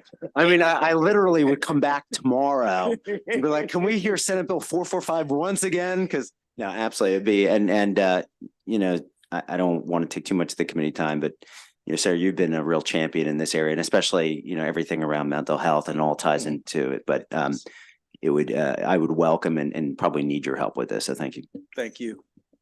Well, thank you, guys. I don't want to interrupt the love fest, but we do have 2 additional witnesses who are signed up unfavorable. So let's take, so thank you, Senator Zucker, and thank you, Mr. Askew. So signed up unfavorable, we've got 2 witnesses, Franklin Baker and Judy Poe, and both again signed up unfavorable. So Mr. Baker, why don't you lead off, and each of you is going to have 2 minutes. You'll see the clock. So why don't you proceed? Good afternoon, Chair, Vice Chair, and EQ Committee. Thank you for the opportunity to address our opposition to Senate Bill 445, 211 Maryland oversight. I'm Franklin Baker, President and CEO of United Way of Central Maryland. We have been running one of 211's call centers for over 3 decades. We are the owner of the 211 Maryland Resource Database. We're a big supporter of the 211 system, but we're very troubled by the proposed legislation and what it would mean for the future of the 211 system. As one of the 4 founding members of Maryland's 211 system, we want to do what's best for the people we serve. Annually, nearly 600,000 people connect to 211 Maryland by phone, website, text, or chat, often with complex health and human service needs. So continuing to have high quality 211 system is vital to Maryland residents. So Maryland Information Network, or MIN, also known as 211 Maryland Inc., is a small nonprofit, as you heard, with 10 staff. We're excited about going from 2 to 10 and $3 million of revenue, but it's still considered a small nonprofit. This organization is really benefiting from having the 4 founding 211 Maryland organizations: Community Crisis Inc. of Hyattsville, Life Crisis Center of Salisbury, the Mental Health Association of Frederick County, and United of Central Maryland, who created this organization meant to be a coordinating body for the 211 Maryland system. MIN is not a state agency, but with this legislation, it would become much more than a coordinating body. The legislation would place the 211 Maryland system in the hands of this small nonprofit that would not have the needed supervision, oversight, and transparency. We're deeply concerned, and all 4 founding organizations oppose this legislation. So the future of the 211 system should not be placed solely in the hands of men. Instead, the future of the 211 system needs to be studied with input being received from all relevant stakeholders. It is critical for the 211 system to have oversight and be inclusive, transparent, and equitable. So we stand ready to work to help make the system better so that, as the governor says, no one is left behind. Last sentence, Mr. Chair. But in our view, this legislation makes the system worse, not better. We ask you to vote against SB 445 in its current form. Thank you. Okay, thank you. We'll go to our other witness. And again, you'll subject to the 2-minute rule, okay? Thank you. Good afternoon, Chair Feldman, Vice Chair Kagan, and committee members. I'm Judy Poi, Health Program Officer at United Way of Central Maryland, where I oversee the 211 call center for Central Maryland. Thank you for the opportunity to testify on behalf of Maryland's 4 211 call centers in expressing our opposition to SB 445. The bill would give Maryland Information Network, or MIN, authority over the system without the necessary oversight to ensure the voice of the founding call centers is included. The call centers, which have spent decades serving Marylanders while continually evolving to address new and emerging needs. When the pandemic hit, 211's call volume quadrupled. We were the first point of contact the community turned to, and our teams worked tirelessly to meet the emerging needs of callers. Social determinants of health are critical to health outcomes, and transportation is often a barrier to accessing needed resources. We have partnered with different organizations to provide callers with transportation to get to health appointments, access food, and even job interviews. In response to what we've heard from the community, we have piloted 211 in the community to have a staff member at one of our partner organizations to serve Maryland residents. Our team regularly attends community events to better serve and connect with residents. We continue to listen to what the community needs and develop innovative solutions to meet those needs. MIN was created to be a coordinating body for the 211 system and lacks the experience and expertise gleaned by the 4 call centers over 30 years of serving the community. Passing this legislation would put them in a position to be more than that, with little accountability, and could jeopardize this critical resource that almost 600,000 Marylanders come to depend on. Our country is built on a system of checks and balances. We believe it is important to retain this type of oversight and transparency to ensure a robust 211 system that effectively serves the people of Maryland. The governor is committed to leaving no one behind, and so are we. For the reasons cited, we strongly oppose this bill and request that the committee does not advance the bill, but sends it to study instead. Thank you. Okay, we're going to take questions. We're going to start with Senator Augustine. Thank you, Chair Feldman. Thank you all for answering those calls and supporting. Thank you for being a big sponsor of 211. Yeah, Thank you so much. absolutely. Absolutely. I just want to start by just saying that. I just want to start by saying thank you to you all. Are you all open to working with us to try to find something that works? We have a meeting already scheduled with Bonnie Cullison on next Wednesday at 11:30 a.m. So I think Senator Zucker and team will probably be a part of that Zoom call, and several of the call center members, as well as United of Central Maryland, just talk about pathways forward. Okay. Thank you so much for agreeing to work with us as well. You know, we all want to move things forward. I just hope that you understand that. Thank you. Okay, do we have any additional questions for our panel? 2 witnesses? Okay. Seeing none, that concludes the bill hearing on Senate Bill 445. And we're going to next go. Thank you. Thank you very much for coming down and testifying. We're going to go to Senator Washington, Senate Bill 524.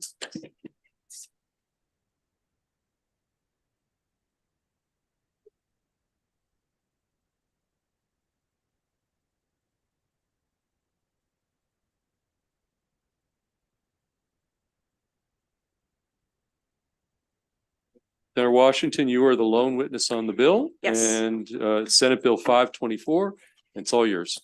Thank you so much, Mr. Chair, and thank you, colleagues. This is a very straightforward bill. Senate Bill 524, for the record, Senator Mary Washington, and I request a favorable report of Senate Bill 524. This bill simply replaces references to chairman in Title II of the state government article with the gender neutral and simple term chair.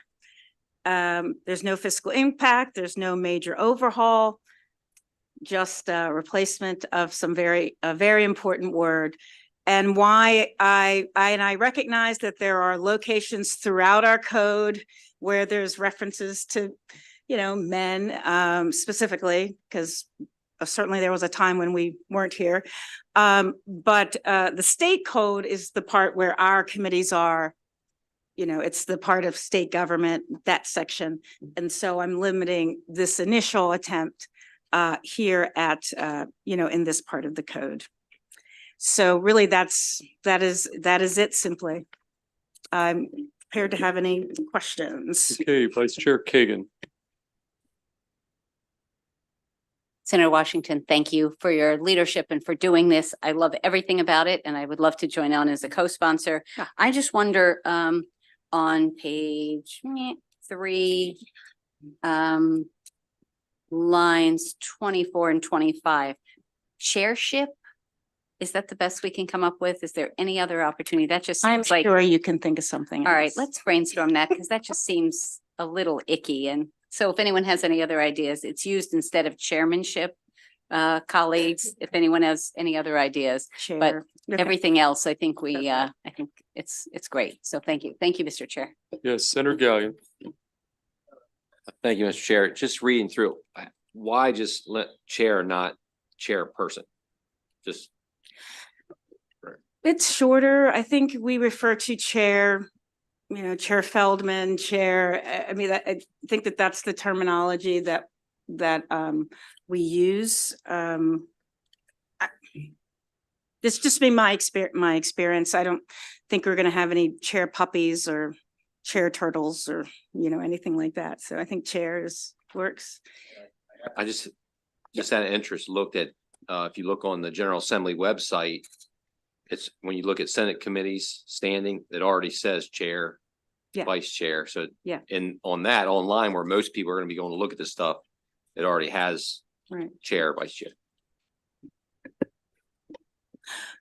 So this this is our law. And so in our law, we'll just say chair. And then there's another provision where it says, except as otherwise provided, a reference to one gender includes and applies to the other gender. So plural. So it'll, I think, negate any necessity to make any additional accommodations. I think it's as inclusive as we need it to be. Okay, Vice Chair Kagan. Nope. I think it's just my light Okay. wasn't turned up. Well, thank you, Senator Washington. That concludes the bill hearing on Senate Bill 524, which brings us to Thank you. Senate Bill 416. Senator Lewis Young, and you have designated 5 people to be on your sponsor panel, and we do have 6 seats. So why don't we fill up the table? We've got Rick Abruzzi, we've got Jack Levinson, Robin. I'm sorry, no, she's not. Okay, Jack SL, Thad Cully, and Jerry Beasley. Those are the sponsor panelist designees. We do have some additional witness that we'll bring up after this. So Senator Lewis Young, we're on Senate Bill 416. You're going to lead off and you take the time, and then the rest of your panel will each get 2 minutes, okay? Yes, good afternoon to the leadership and membership of this committee. I address you that way, given the last bill. So this committee has been a leader in moving the organization, the state, towards clean energy. In fact, in 2007, I think a few of you were actually here then, you established a solar renewable energy credit and the alternative compliance program, which I may refer to as ACP now that I've defined it. That operates to reward the adoption and use of solar energy. It was the first major legislation promoting the use of solar energy in Maryland. In fact, today, residential solar accounts for nearly 50% of all deployed solar in our state. However, we are still challenged in making the numbers that we want to make, we need to make. Residential rooftop solar installations in Maryland have been on a steady and significant decline since 2016, approximately by about 80%. In 2022, there were approximately 5,000 installations, falling well short of the 11,000 systems that were needed each year for the state to achieve its renewable energy goals. The renewable portfolio, also known as RPS, calls for 14.5% of Maryland's clean electricity to be achieved through solar energy. But the state is currently falling significantly short of that goal. In fact, because Maryland's utilities have failed to meet this solar energy target, they've paid $78 million in alternative compliance payments, which I will now refer to as ACP, to the Strategic Energy Investment Fund in fiscal 2022. Now, there's some bad news in that and some good news in that. The bad news is we're not making our goals. The good news is there is a fund to take some corrective action, and that's what this bill is about.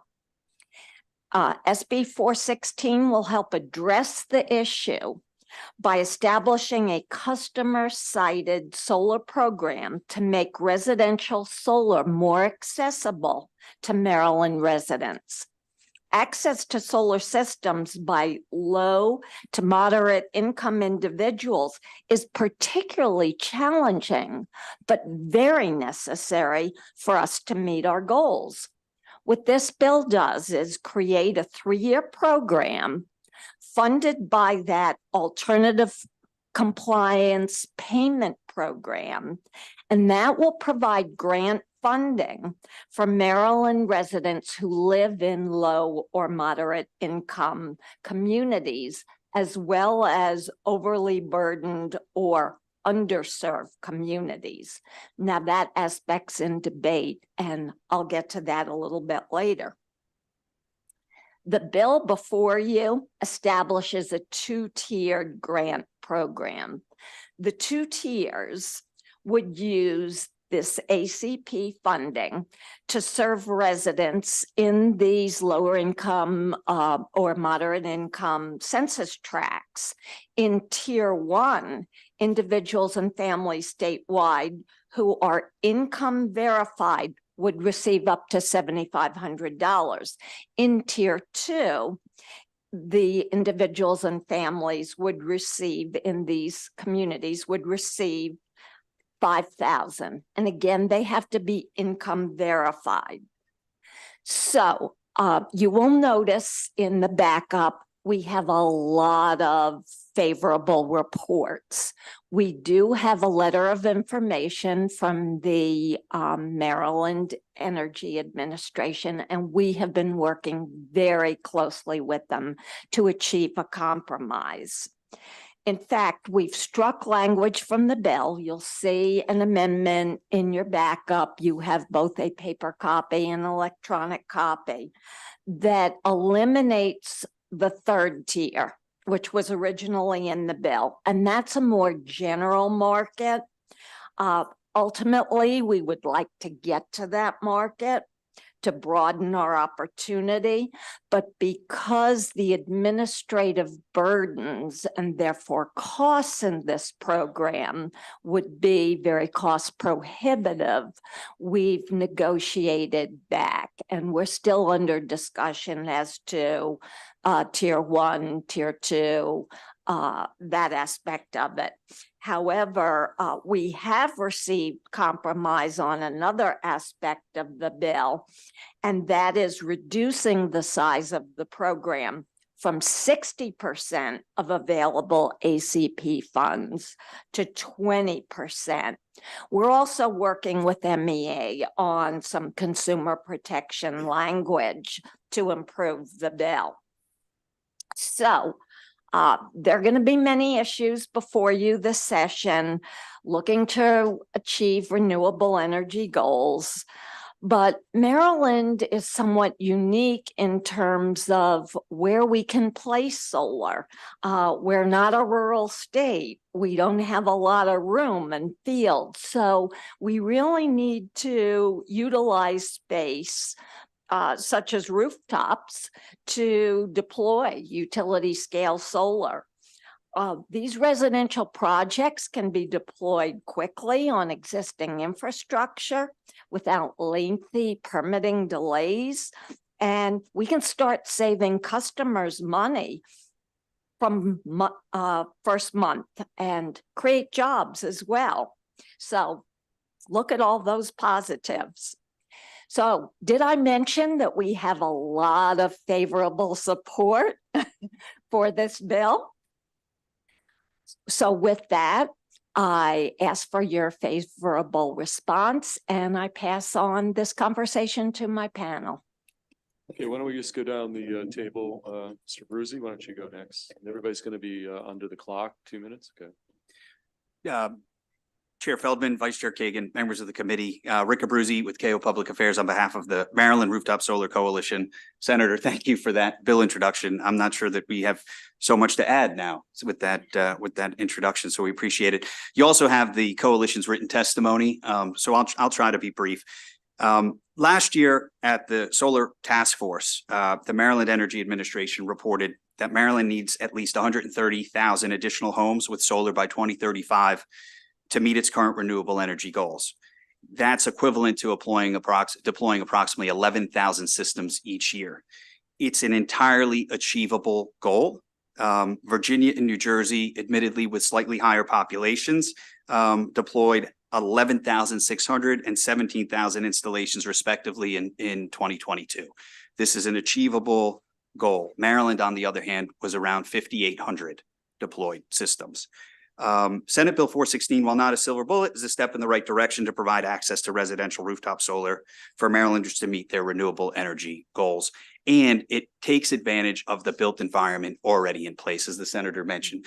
You know, we could start deploying almost immediately, don't need a long permitting process. You have willing homeowners who want to place this technology on their homes and be part of the renewable energy future. It's significant that as of 2021, only 8% of installations in Maryland included households with incomes below $50,000. That places Maryland far behind the 15% national average. This bill seeks to keep pace with the national installment rates by establishing, as the senator mentioned, the tiered income grant program. Calls for a two-tiered grant system, a higher level grant up to $7,500 for low and moderate income verified customers statewide, and a lower grant up to $5,000 for non-income verified customers living within those LMIOU districts. Okay. Rick, did I interrupt you mid-sentence, or did you have one final sentence there? I felt it was a little awkward during the middle of the I think you get the gist of the bill, and I'm happy just to save my time. Okay, why don't you pass that mic down to your next witness? We'll go through the tape.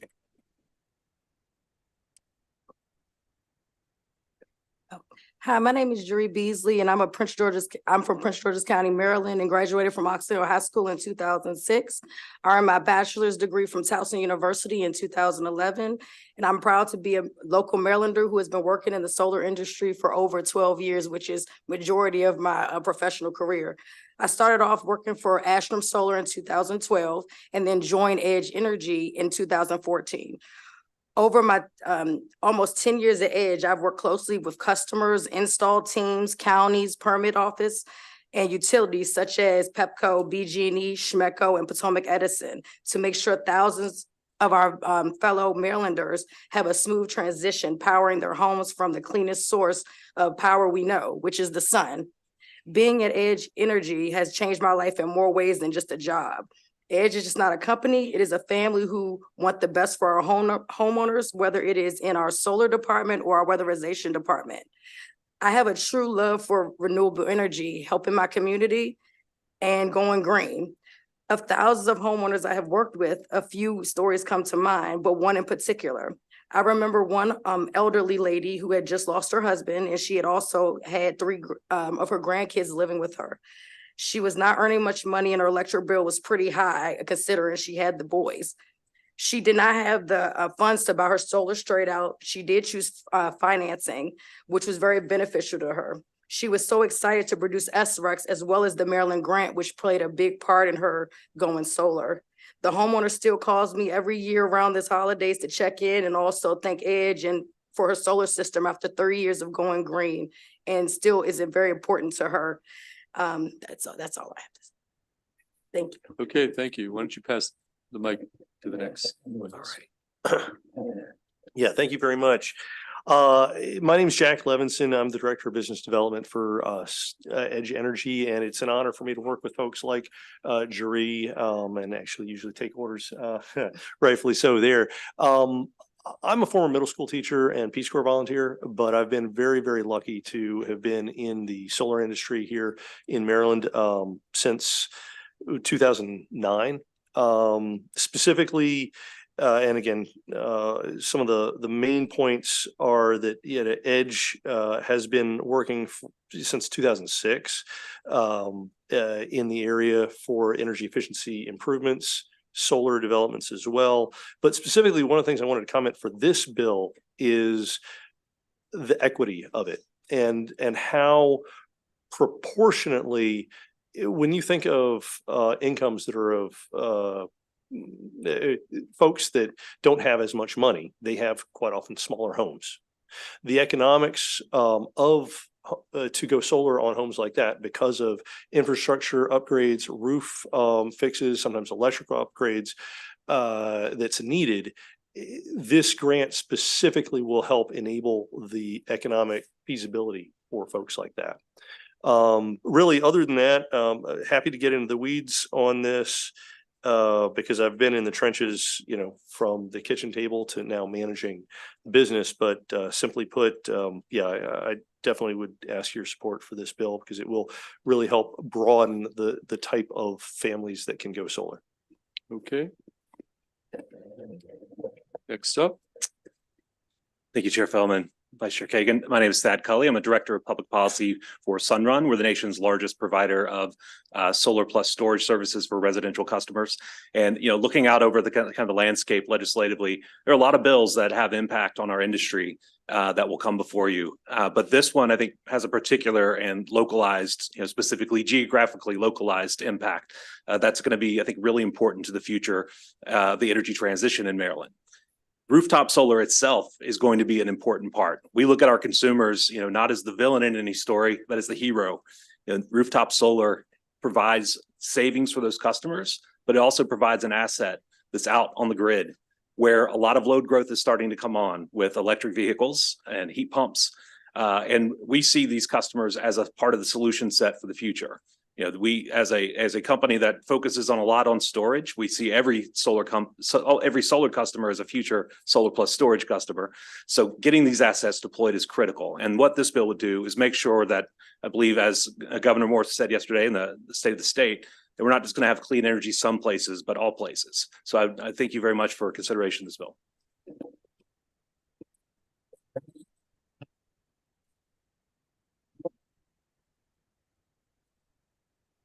Thank you, Chair Feldman and esteemed committee members for the opportunity to present in favor of SB 416. My name is Jacob Sale, and I serve as the Secretary of the Maryland Rooftop Solar Coalition and as the Senior Manager of Policy at GoodLeap, a leading financial technology company focused on sustainable home solutions. Last year, the Maryland Energy Administration estimated that the state needs 130,000 new residential solar installations by 2035 to meet the state's ambitious and necessary clean energy goals. Unfortunately, Maryland is woefully short of MEA's benchmark and lacks the policies to jumpstart adoption. According to Lawrence Berkeley National Lab data, since 2016, the Maryland residential solar industry has declined by nearly 80%. To get Maryland on track with MEA goals, the state would need to grow its residential solar market by nearly 60% annually. SB 416 would help bridge that gap by offering grants that meaningfully reduce the cost of solar for low and moderate income, overburdened, and underserved communities. SB 416 would also help Maryland reflect national installation data. For example, households making under $100,000 comprise 44% of the residential solar market nationally, while only 33% in Maryland. In addition to helping meet the state's clean energy goals and serving LMIOU Marylanders, SB 416 would also support job creation in those very same communities. Residential solar projects create 27 jobs per megawatt installed, more than any other type of solar project. Allowing the residential solar market to decline further could continue Maryland's displacement as a leading solar state.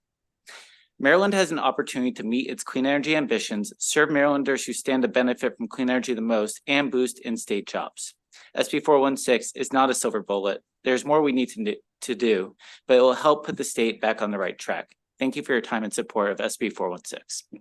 Okay, thank you. Questions for the sponsor or the sponsor panelists? We've got Senator Augustine, and then we'll go to Senator Gallion after that. Thank you, Chair Feldman. I hadn't gotten to it, but I was just looking at the MEA's letter. Was my question to start with. You're talking about putting it into low and moderate income, but the bill doesn't say that. So would you be willing to change the bill such that it only goes into overburden and low and moderate income?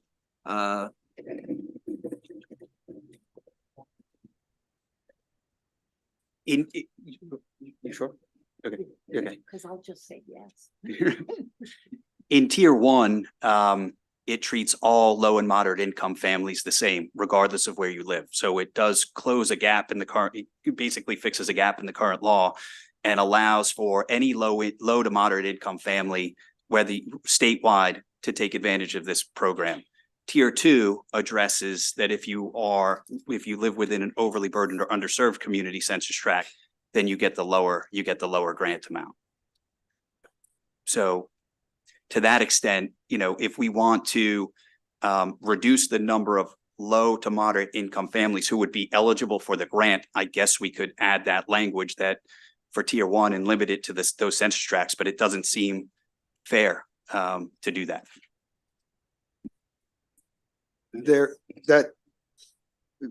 We can look at it again. It does say that I thought I read that there were some that were not income verified. Correct. So in tier two, if you live within an LMIOU district and you are non-income verified, but you live in one of those census tracts that has been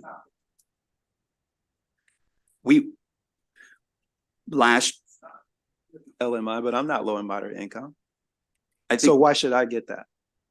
I think we're willing to have that discussion. And in other conversations, there has been talk about what's an appropriate cap on income. And I think we're willing to have that conversation. Sure. Right. Why does the money go to the developer and not to the homeowner? Why would you get the money? Jake, you want to go to that? Want to take that? In terms of going to the developer? To the third party ownership in terms of why would that? Oh, that's a great question, because those allow the rates to be lower, simply put. In terms of the way the models work for, I'm sorry, I'm seeing your face. Is there a question? Yeah. Oh yeah, no, that simply put, when you go ahead and bake those fixed costs in, that enables the rate to be lower. Are you suggesting something where the actual dollar amount go to the individual? What I'm suggesting, sir, is that you are getting the money and the person is not getting the money. Then you're making determinations about how this pencils out for you and not necessarily to the benefit of the individual who is there. So you're giving it all to you. So that's where I'm asking a question about that. So to be clear, it does not go to me. Edge Energy does not get any more money. Yeah, so yeah. Okay. It does not go to the actual low and moderate income person. It goes to another party, or it reads that it can go to, there's specific language that says it can go to the third party And and not actually to the person who is there. That's all I was asking. Sure. And I'm happy to work on the back end of it, but just to let you know, since I did work for SunPower for 4 years, I can comment also that the way the economics are baked in, that would account for probably a minimum, it's two different factors. One, it would account for a minimum of probably 3 to 4 cent kilowatt hour rate drop, because that is baked into the economics of what that rate goes to the customer. So it does translate to real money to the customer. And then the second piece is that, again, by the corporate investor, yes. Yeah. But Senator, if I may, the way the model works is analogous to buying a new vehicle where the rebate from the manufacturer, if you will, goes to the GM financing as opposed to the individual, to bring the cost of that system down and the monthly payments down. Yeah.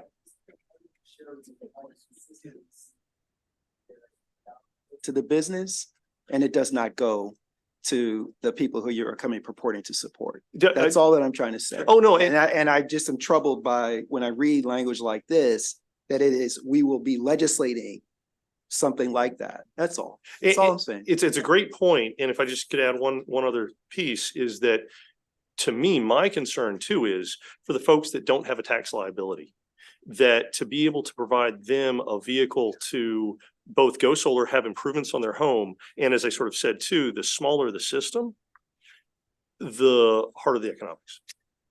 Yeah, if I could possibly jump in there, I'd also, this is Thad Cully with Sunrun. We are a major third-party provider. And I would also say in post-Inflation Reduction Act, there is now a provision that would stack very well with this bill, where 10% adder for projects that are located in low-income communities is added. Of course, there's lots of details being worked out with Treasury on that. But to the point, the amount of a rebate, that's part of the simplicity of getting it done, putting it all in one place. And if they happen to choose a third-party ownership model like a lease or a PPA, then it would be included in that price to lower it. But they could also choose a loan product or any other where that money would go to either directly reduce the amount of the capital or otherwise. Right. I just want to add one more point. Our biggest challenge since the original version of this bill was the administrative costs in managing it. And so all the back and forth we've had with MEA is looking to amend the bill, structure the bill in a manner that will reduce the administrative costs. And I think your question might be a component of that conversation as well. Okay, we're going to go to Senator Gallion. Thank you, Mr. Chair. Looking at the bill, why is it just solely on solar? As we're talking about our different goals, why not other things like geothermal and other avenues? Why just a strict focus on just solar? I think that there will be a lot of bills this session dealing with renewable energy in particular. This is building on an existing program within MEA that focuses on solar. So is there another bill coming for other things like geothermal then? Why wouldn't it be in one bill? Not speaking specifically to geothermal. I just know that there's a number of bills having to do with renewable energy policy in the state this session that you all will be considering. It seems like a lot of our discussion always focus on almost just solar, when I would like to see like a little bit broader view. So just curious. Thank you. The only thing I'd add on that, in the Clean Energy Jobs Act, we specifically had a pretty high target in-state solar carve-out just for solar. So we, in 2019, the General Assembly, actually the Finance Committee that Senator Augustine were on, we made a pretty big play specifically in that category. And that's the one that Senator Pinsky, former Senator Director Pinsky, came in and focused on, that 14.5% that we're 20% behind where we need to be. So we do have some bills on geothermal this session, but to 2019 legislation, we did single out solar. Okay, additional questions for the panel. We do have a few additional witnesses here, so. Okay, I want to thank you all for coming in, and the additional witnesses who are signed up favorable in person. I've got Robin Duda, Kyle Wallace, and Ricardo Rodriguez. Those are the extent of the witnesses still to testify on this bill, and each of you is going to get 2 minutes. And who wants to start? What about Robin Duda? We called you first. Why don't you start? And you've got 2 minutes. Chair Feldman, Vice Chair Kagan, members of the committee, thank you very much for the opportunity to testify. My name is Robin Dutta. I am the Executive Director of the Chesapeake Solar and Storage Association. It's my pleasure and honor to be in front of you today. Obviously, this is panel number 2, so you have my written testimony. I just want to maybe touch on a couple thoughts in the time that I have. First, perhaps also in some response to you, Senator Augustine, and the why not just low income. When we talk about residential solar, when we talk about distributed solar and storage, I just maybe take a high level view of this. As we're looking at much more electrification and electric vehicle adoption, building electrification, there's much more of a need to have distributed resources and flexible load and have a lot of these advanced energy technologies, not just solar, that are where people are using energy. So there's a lot of benefit to having distributed solar, residential solar, battery storage in all communities. And so by having a grant program that is supportive of not just getting certain income classes of households more opportunity to go solar, it's actually very beneficial to make sure that low and moderate income communities, overburdened communities, underserved communities to have more solar and then also battery storage. That's going to help those communities lower the overall cost of the grid in kind of a future grid and kind of next gen grid scenario. And so this is really an all of the community strategy that can be had that can lower the overall cost of the grid, avoid billions of dollars and perhaps unnecessary grid infrastructure costs. So there's a locational as well as an equity argument to be had there. That's what I just wanted to touch on here. Thank you very much. Okay, thank you, sir. You're up next. Thank you. Kyle Wallace, Vice President of Public Policy at Posigen. We're a residential solar and energy efficiency provider that focuses specifically on LMI communities. We're a public benefit corporation, certified B Corp, and we're the low-income solar provider for the state of Rhode Island that just launched a few weeks ago. Partnership with Connecticut Green Bank, the Philadelphia Energy Authority, City of New Orleans, DC Green Bank, and others. So we have experience working in LMI programs in multiple states, and we support this two-tier structure. We think it models best practices that are emerging from across the country. And really, I want to focus on really the tier 1 and the tier 2. You know, tier 1 is very clear.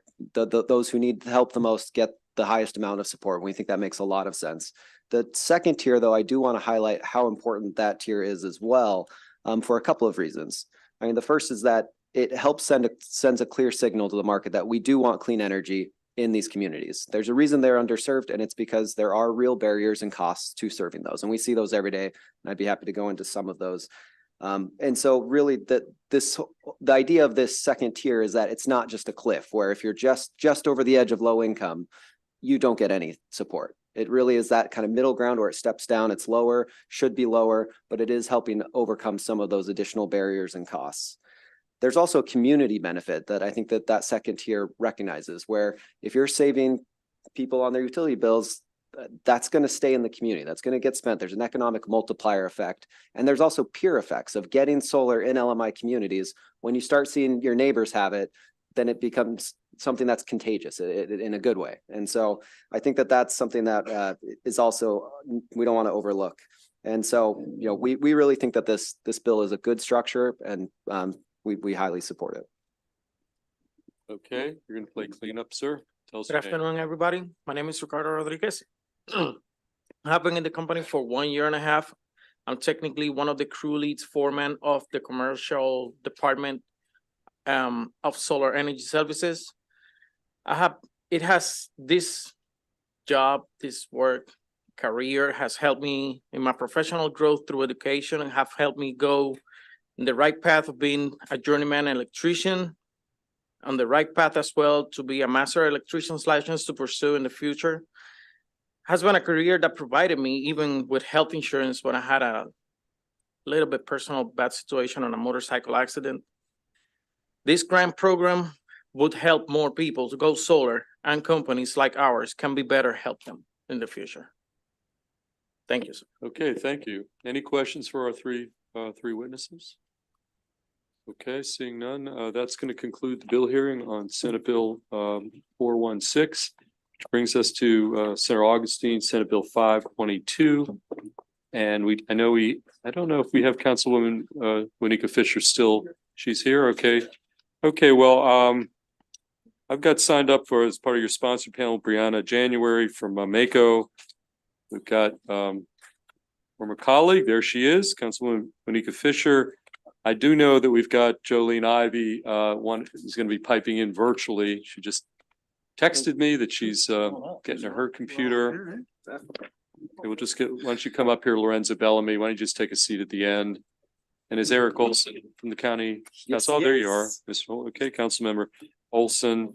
And then let's take this, and then if we can find out if it's Jolene Ivy on the computer. Okay, we'll take the let's go through the in-person, and then we'll pick up the virtual witnesses. We have Councilwoman Ivy and then one additional witness. So Sarah Augustine, it's all yours, Senate Bill 522. Thank you, Chair Feldman, Vice Chair Kagan, and members of the committee. Senator Malcolm Augustine here on behalf of Senate Bill 522, which is a charter county bill, which is around enforcement of local laws. What this bill does is very, very simple, folks. It takes from $1,000 to $5,000 the maximum civil and criminal fines that may be imposed by a charter county for the enforcement of an ordinance, resolution, a bylaw, or regulation adopted by the county. Colleagues, you will hear from the folks at the table, many of which are actually my council members who work with me, Councilmember Olson and Councilmember Fisher and Councilmember Ivy, 3 of the 4 who we work together of the 4 that district that I cover. We consistently have real problems with folks who are not following our laws as it pertains to things like dilapidated houses and just really breaking all kinds of rules. And they simply are looking at this fine of $1,000 and they're just ignoring it, or they're just treating it as a cost of doing business. And it's just like, whatever, we're just going to keep going. We're not going to do anything with it. This is a number, this $1,000 has been in place since like the 90s. It hasn't been updated. It has not kept up with the real cost of doing business, and having a fine that really does, moves the meter for some of the folks who are out there doing things that are wrong. And that's all that we're trying to do here. And the way that it works, of course, just to be very clear, it's up to that amount. And this is for the charter counties. They can still determine those things that are appropriate, that are within and below that. We have the support of Mako, who, of course, you'll hear from my neighbor. She's my neighbor in my town, actually, Chevrolet, Brianna, right here, who's on this panel as well. And so, for those reasons, colleagues, I will be asking for a favorable report. Now, there is some unfavorable testimony that you'll see that's in the packet coming from AOBA and the Multifamily Housing Association, saying that $5,000 is somehow excessive. Colleagues, that is kind of difficult for me to sort of, take when you're talking about folks who are representing like very large apartment homes. If you're not familiar with them, I mean, these are significant businesses that surely can manage to work within a $5,000 a scheme that will allow for up to a $5,000 fine, but that will help us to across the state in our charter counties to enforce our laws and help us to keep the quality of life where we live up. And so, colleagues, with that, I think this is a very simple, straightforward bill, and I'll ask for a favorable report. Thank you. Okay, thank you, Senator Augustine. Why don't we go down Councilman Olson, welcome. Yes, thank you very much. Good afternoon, Chair Feldman, Vice Chair Kagan, members of the committee. I want to thank Senator Augustine for introducing this legislation. I'm Eric Olson. I serve on the Prince George's County Council representing District 3. We strongly support Senate Bill 522, increasing the maximum civil and criminal fines from $1,000 to $5,000. One of the key issues this bill seeks to rectify is the ineffectiveness of the current $1,000 fine. That's remained stagnant since its implementation decades ago. Inflation has significantly diminished the deterrent effect of this fine, rendering it insufficient to dissuade violators who view it as merely the cost of doing business. As a result, there's been a concerning lack of compliance, particularly among unscrupulous landlords, individuals conducting illegal activities, and others. The repercussions of this extend beyond mere inconvenience. They directly impact the quality of life in our neighborhoods and for our residents. I could give you many examples, which I will not, but many examples like this week, the house that's running a car repair business out of a neighborhood, and a full shop that's clearly visible. There's a huge volume of cars and car parts. There's tow trucks that come and drop off cars. These are quality of life issues that $1,000 fine just does not do it. They're making too much money to cover the fines.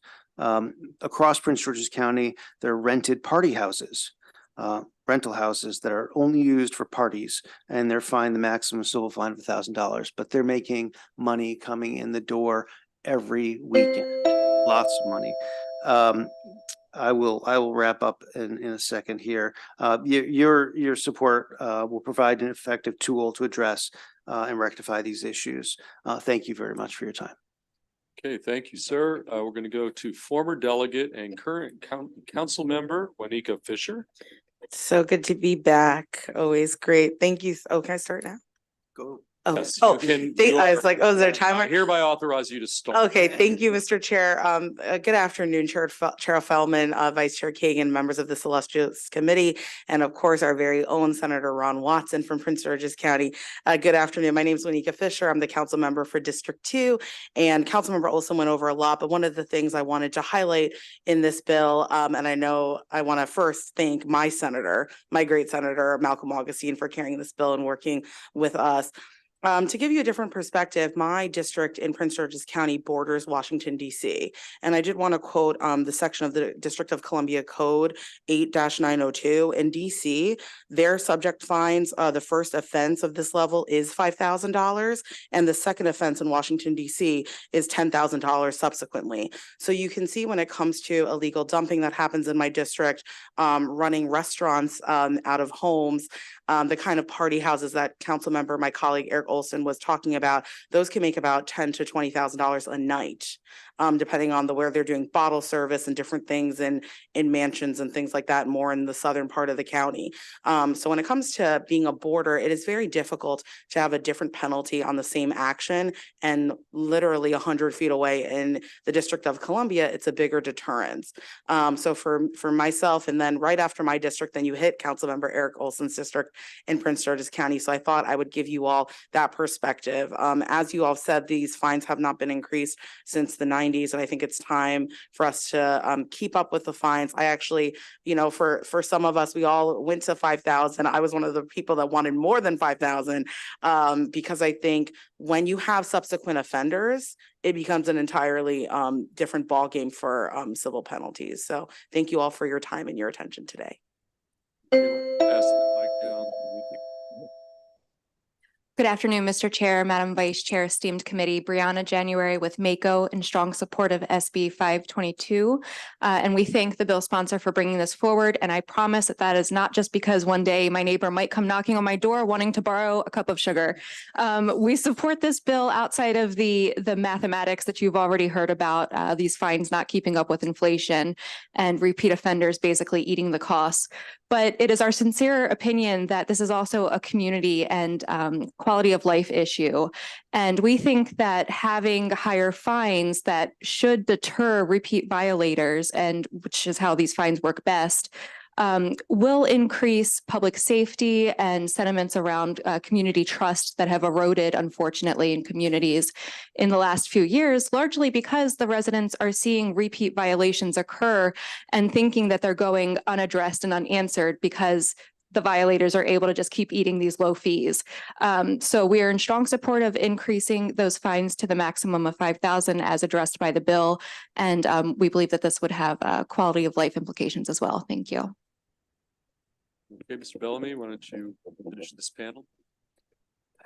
Thank you, Mr. Chairman. Chairman Feldman, Vice Chair Kagan, members of the committee, Lorenzo Bellamy here on behalf of the Prince George's County Council. Everything that I was going to say has actually been said by the people I work for in the council. So I would just say we urge a favorable report. I've submitted written testimony supporting this bill. I look forward to working with Senator Augustine. Thank you for introducing this bill and the members of this committee to see this bill move forward. So thank you very much, Mr. Chairman. Okay, why don't we let's grab our two virtual witnesses, including my friend, former delegate also, and current county council member Jolene Ivy. So council member Ivy, you've got the time you need to weigh in. You signed up favorable. Indeed. Good afternoon, Chair Feldman, Vice Chair Kagan, and to all the members of the Education, Energy, and the Environment Committee. I appreciate this opportunity to come before you to speak on a bill that I fully support, SB 522, Charter Counties Enforcement of Local Laws. I want to begin by commending Senator Augustine, my senator, for his leadership and work to bring this important piece of legislation forward. Prince George's County is facing a series of unprecedented challenges when it comes to illegal dumping, illegal for-profit house parties, and dilapidated properties with very minimal consequences. What this legislation will do is to allow the county to have a tougher stance on violators, especially the repeat violators who don't seem to be financially impacted by a fine. Last increased to $1,000 in 1998. The seriousness of these issues have affected our residents' quality of life. You can't drive down a major thoroughfare without seeing illegal tires or other types of dumping. And while the county has taken steps to mitigate this type of behavior, an increase in fines can send the message that this will not be tolerated in our county and in our state. My office has received complaints of illegal house parties where the party organizers see the $1,000 municipal infraction is just the cost of doing business. In 1998, when the $1,000 fine was put in place, it may have had an effect, but inflation has reduced the power of the fine, and it is time that it is increased to up to $5,000 to change the bad behavior we do not want to see in gorgeous Prince George's County. I could go on and on about the countless complaints my office receives that would benefit from this piece of legislation, but I know I'm time limited, despite your kindness, Mr. Chair. So let me just end by saying that I fully support this bill, and I'm grateful that elected leaders at all levels agree that we must act and do something to change the growing trend of illegal behavior that we're seeing in our county. Thank you for allowing me to speak and for your consideration and support of Senate Bill 522. Thank you so much. Okay, we've got one additional virtual witness, but why don't we take some questions now and then we'll go to that final witness who's in the queue. So Vice Chair Kagan for Senator Augustine. Okay, Senator Simonaire, and then we'll go to Vice Chair Kagan. Thank you for the presentation, and I appreciate the intent. We've got one additional, but why don't we take some questions now and then we'll go to that final witness who's in the queue. So Vice Chair Kagan for Senator Augustine. Okay, Senator Simonaire, and then we'll go to Vice Chair Kagan. Thank you for the presentation, and I appreciate the intent. Am I good?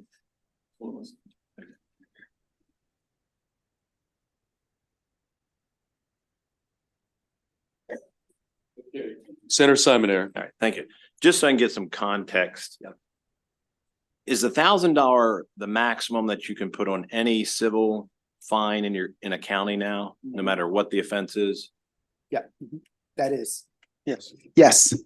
Okay, because I thought like in our county for like sign violations and other zoning, they could do $10,000 a day. But There are some specific mentions in code. But the charter, my understanding is that the charter counties for the general charge for civil and the criminal fines, the max is 1,000, but there are some specifics that are laid out. Okay. This would just grant, more significant for those that are not enumerated. Gotcha. And then just procedurally, how often can you issue a fine? I mean, is it once a year, once a month? I mean, if they're repeating, how often can you give them $1,000 fine? Fence, I believe. Yeah. Yep. You want to answer Yeah, it? It's per, yeah, my understanding is it's per offense. So you can, you can fine, if something happens this weekend and then next weekend you can, do that, and that is done. Yeah. But Senator, with that being said, there is due process though, too. So, where it does go through the, multiple steps to ensure give people the opportunity to remedy. The things that you would expect. A lot of residents in Anne Arundel County, and this is a statewide bill, I believe. Yep. $1,000 is a lot to a lot of my residents, and 5,000 is a lot more. So it sounds like what I'm hearing is it's the repeat offenders that are causing the problem, that they're having a house party. You give them $1,000, they say, hey, I'm getting 10 to 20,000, no big deal. I'll do it again next weekend, and so forth. So I guess my question is, did you consider making the first offense up to 1,000 and then a subsequent 5,000? Senator, that was originally, there was a look at doing it in a tiered way.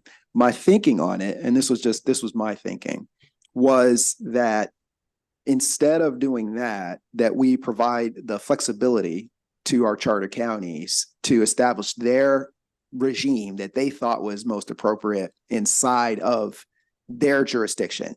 So this is up to, and so it's not like, they're necessarily going to have all fines for all particular things to be so significant, but there are certain things that this, Prince George's and other counties would need that flexibility to be able to say, listen, for this particular offense, we think it should be up to this level. And then the other part of it was that even if you did have that tiered system, you did need sort of the flexibility to be able to increase it along the way. But this just provides a little flexibility to the charter counties. Is repeat offenders get them? You warned them, you fined them, they're continuing to do it. They're doing it on purpose. And the other, I'm just concerned, going back to my constituents saying, we increased this to 5,000 and somehow they got a $2,500 fine. And they said, this is my first time I ever did this. Why you voted for that, and not real happy with that. So that's why I was just seeing if you considered the repeat side of it. So thank you. Thank you. Don't worry about it. Okay, Vice Chair Kagan. Good to have the council members with us. Thank you for your service and thanks for taking time out to be with us in Annapolis. I just had a question for Council Member Fisher. You talked about DC, since that's adjacent to your district, and you said that they had $5,000 and $10,000 fine. Senator Augustine's bill has not exceeding 5,000 and not exceeding.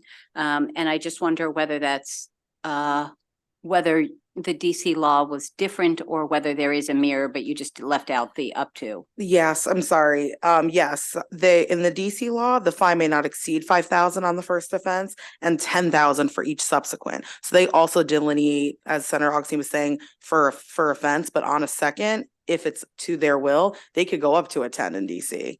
But they delineate each infraction within 5 for the first, and then their max on seconds are 10. Up to, but not the first, yes, but up to.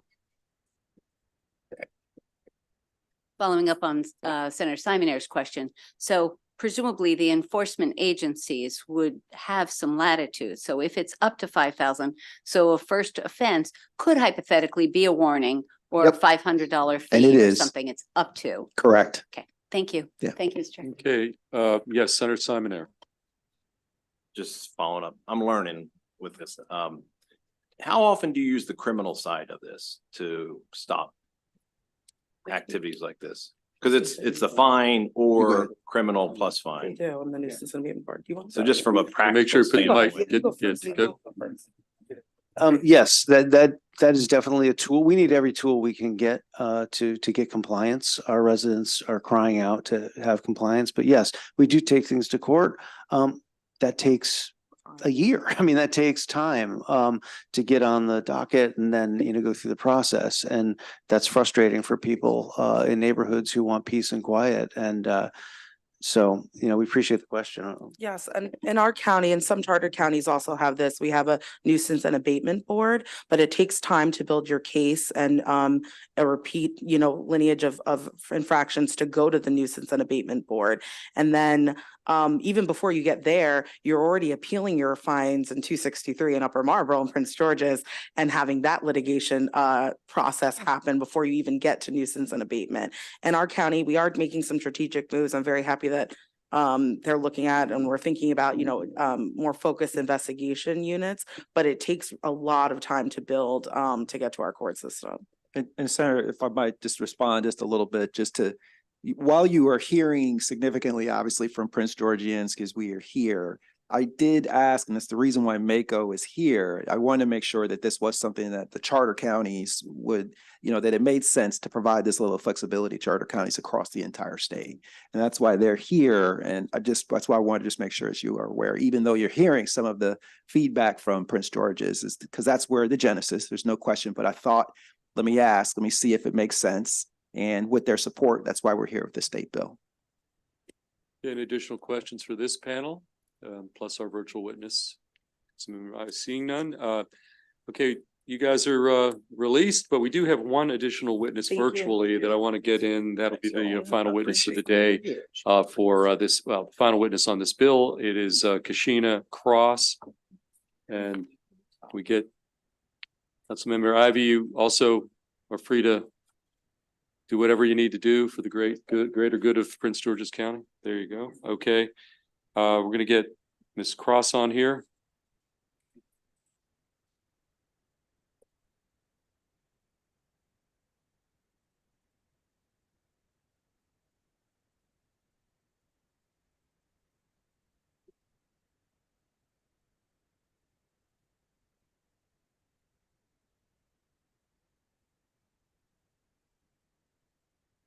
Why don't you ask Ms. Cross? Ms. Cross, she needs to unmute. Ms. Cross, I think you're going to have to either unmute yourself or I think it's on your end as we've got an issue. If you can hear me and turn on your video. It's on.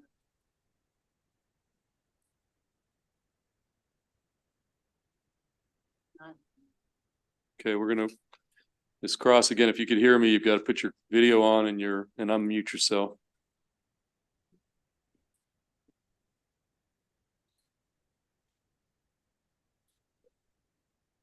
In the room. Yeah, we saw her.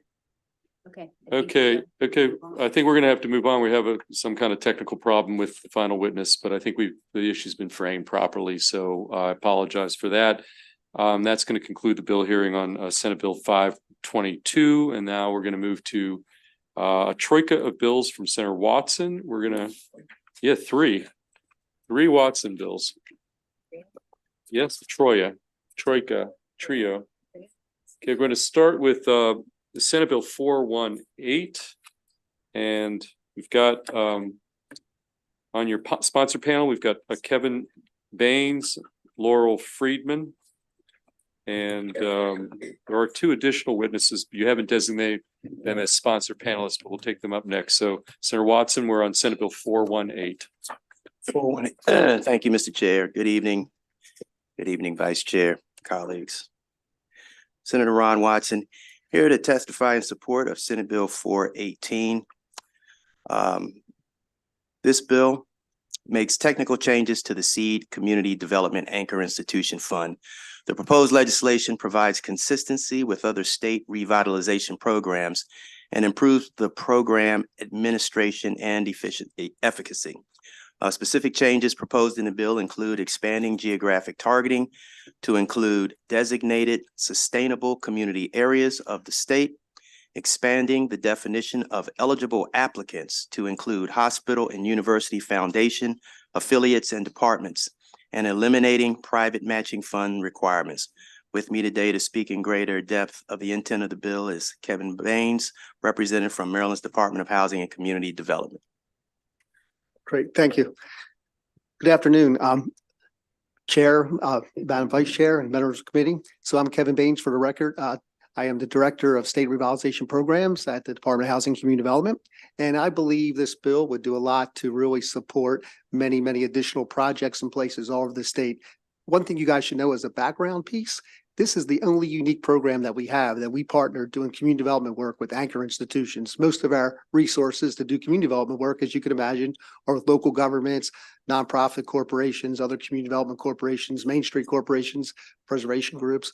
But this bill is the only bill that we have and the only piece of work that we have that we do with anchor institutions. And three basic technical amendments, if you will, I think will go a long way to really expand the places and some of the projects that we could potentially work on together. The first thing, as the good senator mentioned, is actually expanded to be consistent with our sustainable communities designation. Around the state, sustainable communities is the designation that we use to partner with our local governments and their partners to really revitalize communities. So currently it's limited to blighted neighborhoods. And quite frankly, when you get into the urban areas, that may make sense in some places, but when you get outside the urban areas and suburban areas and even into the rural areas, it's more difficult to use that blighted concept. But there are a lot of community development needs all over the state that aren't limited to urban areas. So we like to be consistent with all of our other programs and align it with sustainable communities as all of our other resources are aligned with that. Second, expanding the eligible applicants. Again, as the good senator said, we would like to make sure that we can work with all aspects of the anchor institutions, not just their main office. Many of these anchor institutions have created foundations, created offices, created divisions that are earmarked and incorporated, in fact, to do this type of work. So we like to be legally able to contract with those entities as well, and not just limited to the actual head office. And last but not least, currently it says it has to be a one-to-one matching private dollars. Many of these community development projects, as you know, are not limited to just private dollars. Again, many have state, federal, and other local dollars. So thank you. Okay, thank you. Good afternoon, Chair Feldman, Vice Chair Kagan, and members of the committee. My name is Laurel Friedman. I am the Director of Community Development for LifeBridge Health. And in this capacity, I lead our system's housing, education, workforce development, and neighborhood and community capacity building activities. Our hospitals have been the fortunate recipients of various seed grants, including support for our Live Near Your Work program and funding for our Center for Hope, the system's umbrella for all of our violence prevention work. We also prioritize partnering with organizations in the catchment of our facilities to build on the assets in all of these neighborhoods. Senate Bill 418 proposes an important change to the legislation that would enable critical community programs to access seed funds.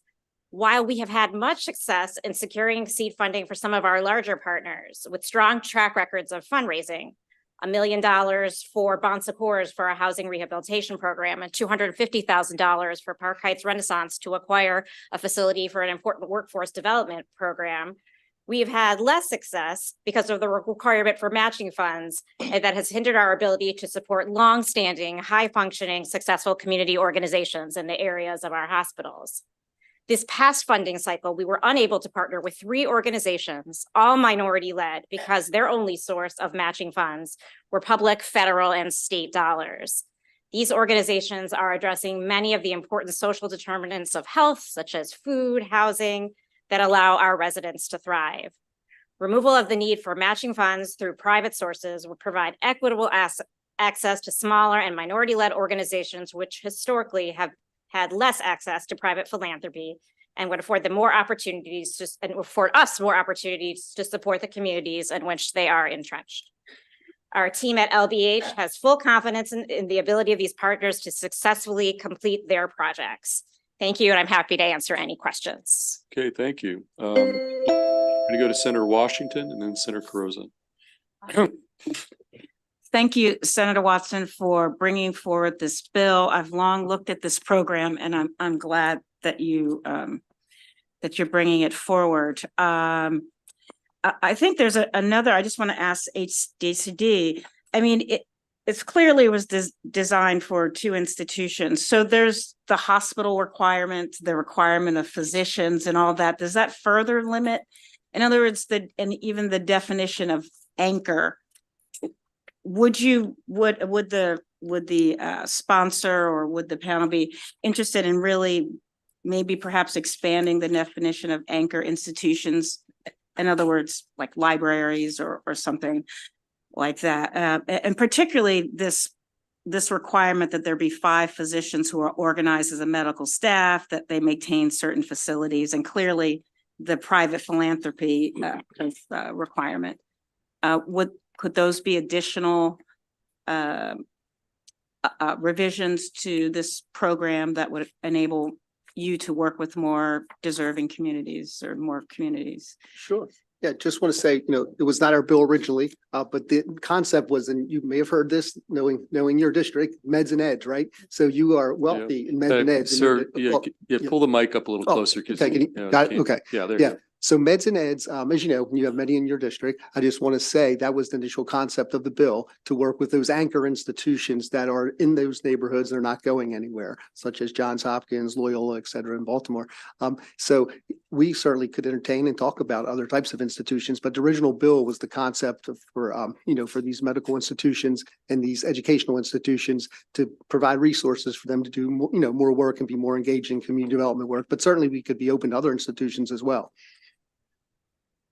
I raise it is that because of this requirement of 5 physicians and it sort of be a teaching, Loyola tried to do it and they were not able to get seed money, and they do a lot of work, as well as Notre Dame that has a school of pharmacy, but they did not qualify for this. So in fact, there's only one institution of the 6 that I represent that qualifies for the money in this. Those 2 actually can come in as not as hospitals per se, but they can come in as universities. So they're totally eligible. Yeah, they're totally eligible to come in.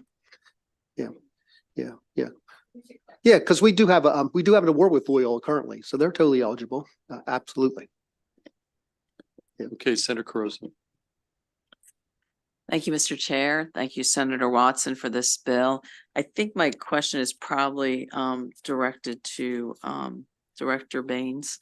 I was looking at it, obviously it clearly states hospitals. So I want to make sure then we're talking, does that include all hospitals? Because of course I'm thinking Tidal Health and Atlantic General Hospital in my district.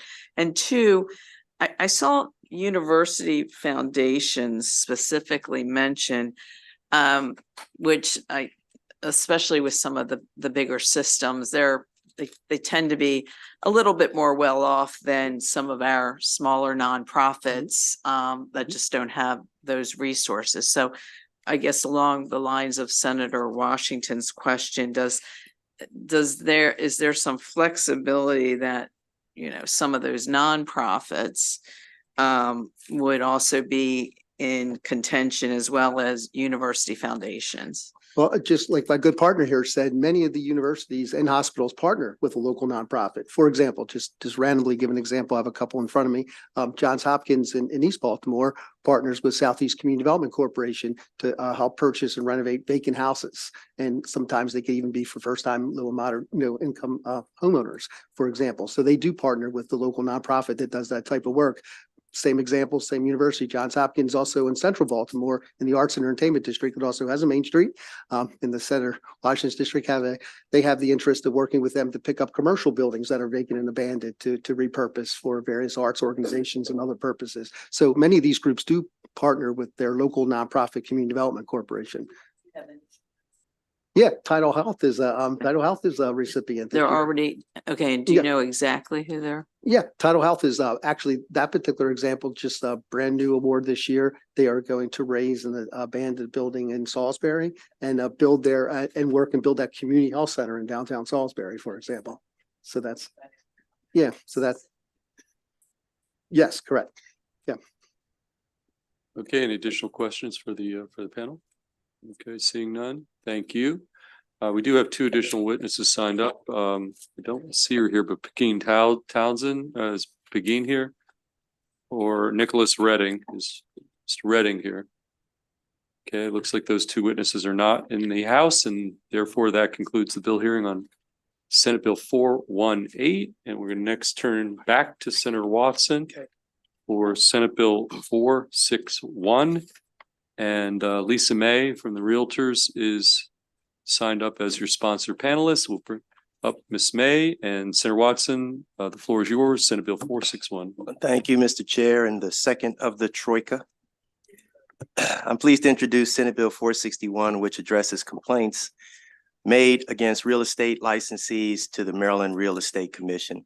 Currently, state law requires that all complaints against real estate licensees be made under oath. In short, a person is required to attach their name to the complaint in order for the commission to act. That also means that if a real estate commission receives evidence of a violation without the complainant's name, the commission cannot take action to address licensee noncompliance. The bill would allow the commission to act upon an anonymous complaint for the subset of violations related to advertising. Maryland Realtors can describe the bill in more detail and will be happy to answer any questions. Okay, Ms. May. Thank you, Senator Watson, Mr. Chair, members of the committee. Real estate licensees in their advertising are required to give a true and accurate representation of who they are, who they work for, and the property that they are advertising. And sometimes that does not happen in practice. The Real Estate Commission receives evidence of advertising violations in emails and in faxes and the like that don't include the name of the person who sent them in. And as Senator Watson described, under the code, MREC cannot take action against those violators because those complaints have to be under oath. And the end result is that those violations, even though they're right there in print, you're holding them in your hand, are not being enforced. So this bill allows the commission to investigate anonymous complaints just on the issue of advertising. Licensees still have the ability to respond to that complaint, to go before a hearing panel and still have all of the due process that they would ordinarily have. And with that, we ask for your favorable report. Okay, any questions for the sponsor or for Ms. May? Okay, Senator Carozza. Chair, thank you for the bill, Senator Watson. My only question is, so this would be viewed as, you know, kind of a consumer protection bill as you described? Yes, it could be. We also hear complaints from other licensees, real estate licensees who are out there doing the right thing, and they get really frustrated to see other licensees not complying with the law. Okay, any additional questions? Okay, seeing none, that concludes bill hearing on Senate Bill 461, which brings us to the third Watson bill, Senate Bill 462, and Senator Watson, and we've got Lisa May also up here, and one additional virtual witness we'll bring in after you two testify. Thank you, Mr. Senator Chair. Watson. Thank you, Mr. 462. Chair. This is the OICA of the Troika. I'm pleased to introduce Senate Bill 462, which corrects an inconsistency in the code relating to the oversight of real estate offices. Right now, real estate brokers may only oversee one office location. However, an office manager who reports to the broker may oversee multiple offices. This requirement can prevent a broker from looking to expand from one location to a second due to the cost of needing to hire an office manager. I will let the Maryland Realtors give you more details. Thank you, Senator and Mr. Chair. As Senator Watson described, this is a discrepancy in the code that was brought to us by a small real estate broker in Southern Maryland. Looking to expand to that second office, only had a handful of employees and came up against the requirement that I'm going to have to hire an office manager just to make that growth in my business. So yes, right now in the code, a broker can oversee one office location. If the broker wants to expand, they have to hire an office manager, but yet that office manager against the requirement that I'm going to have to hire an office manager just to make that growth in. Continue. Thank you. But the office manager that is hired can oversee 2, 3, 4, 5, maybe even more office locations. And it just seems very odd that the broker, who is technically that office manager's boss, who is higher on the food chain, cannot do the same thing as one of their employees.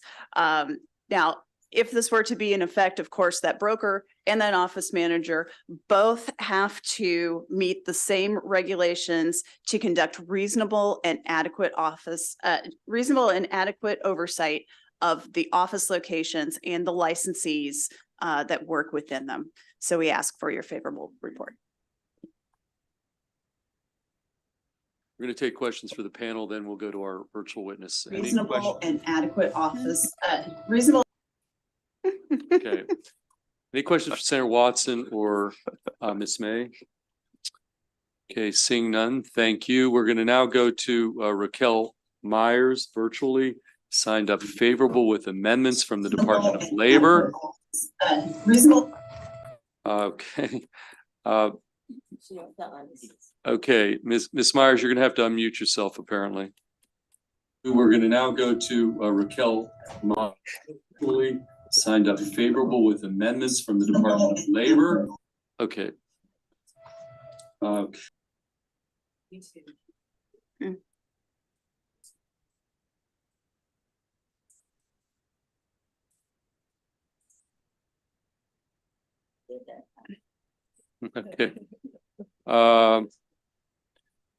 Okay. Okay, let's wait and see if she comes back. She is from Department of Labor, so and she had let's see 30 seconds if she can pop back in here.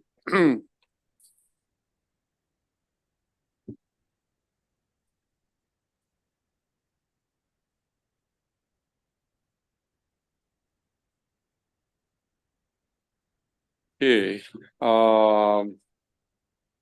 anything?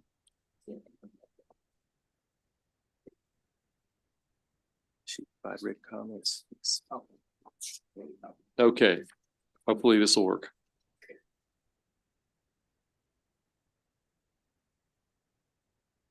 Okay, Ms. Myers, can you hear me?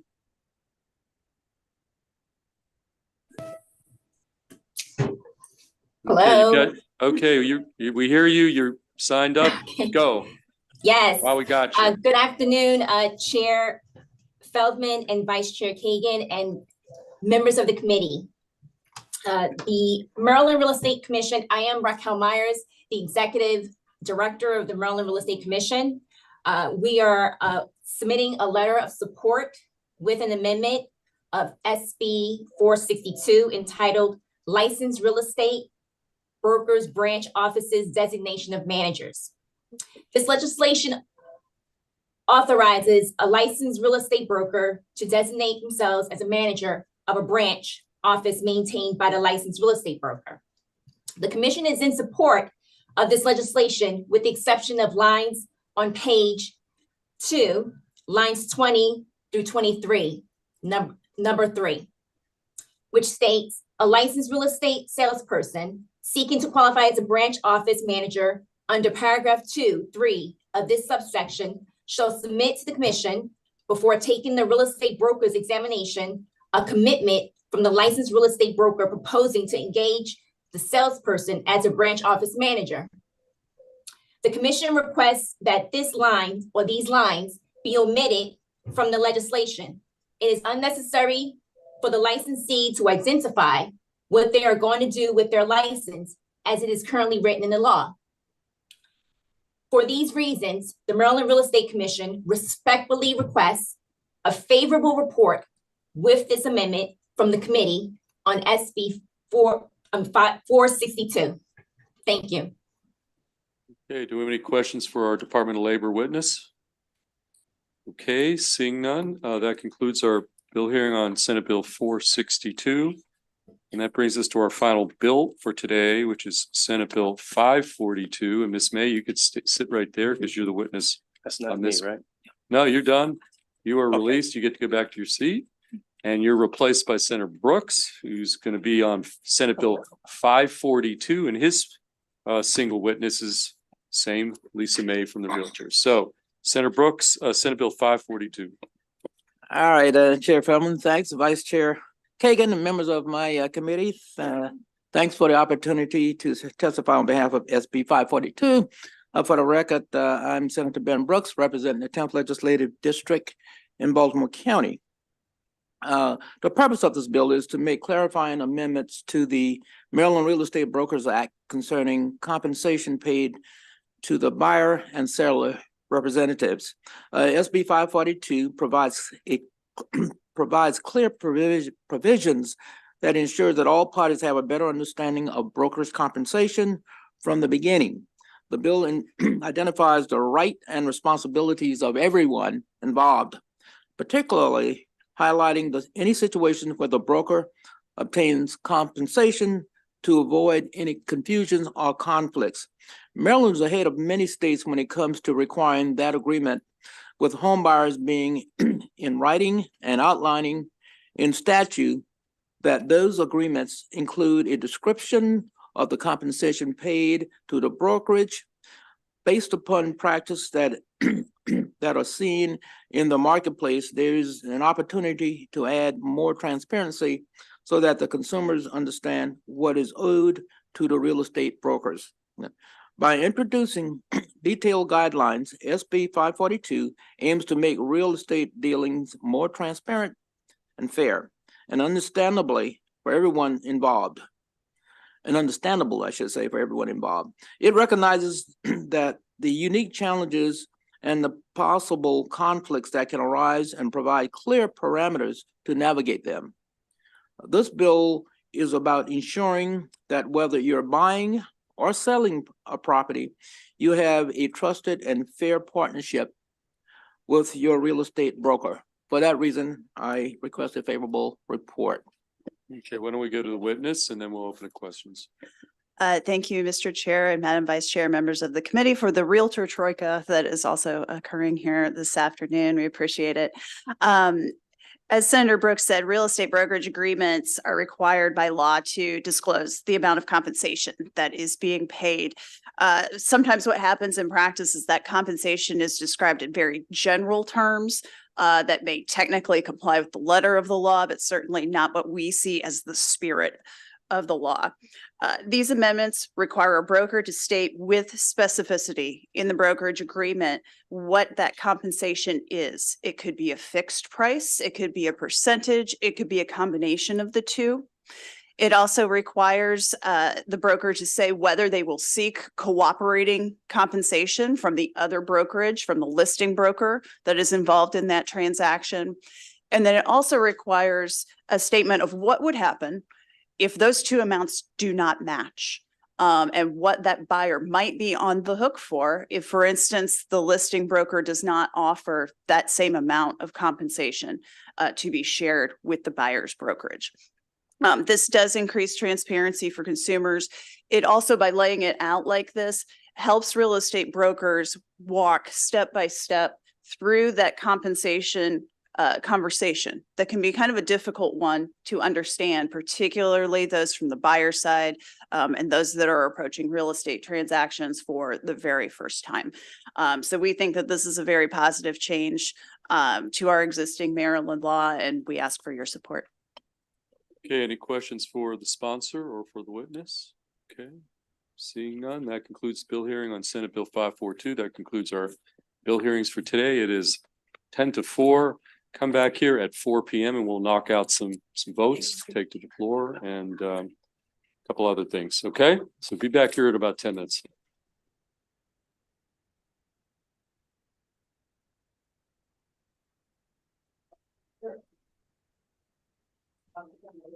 Thanks.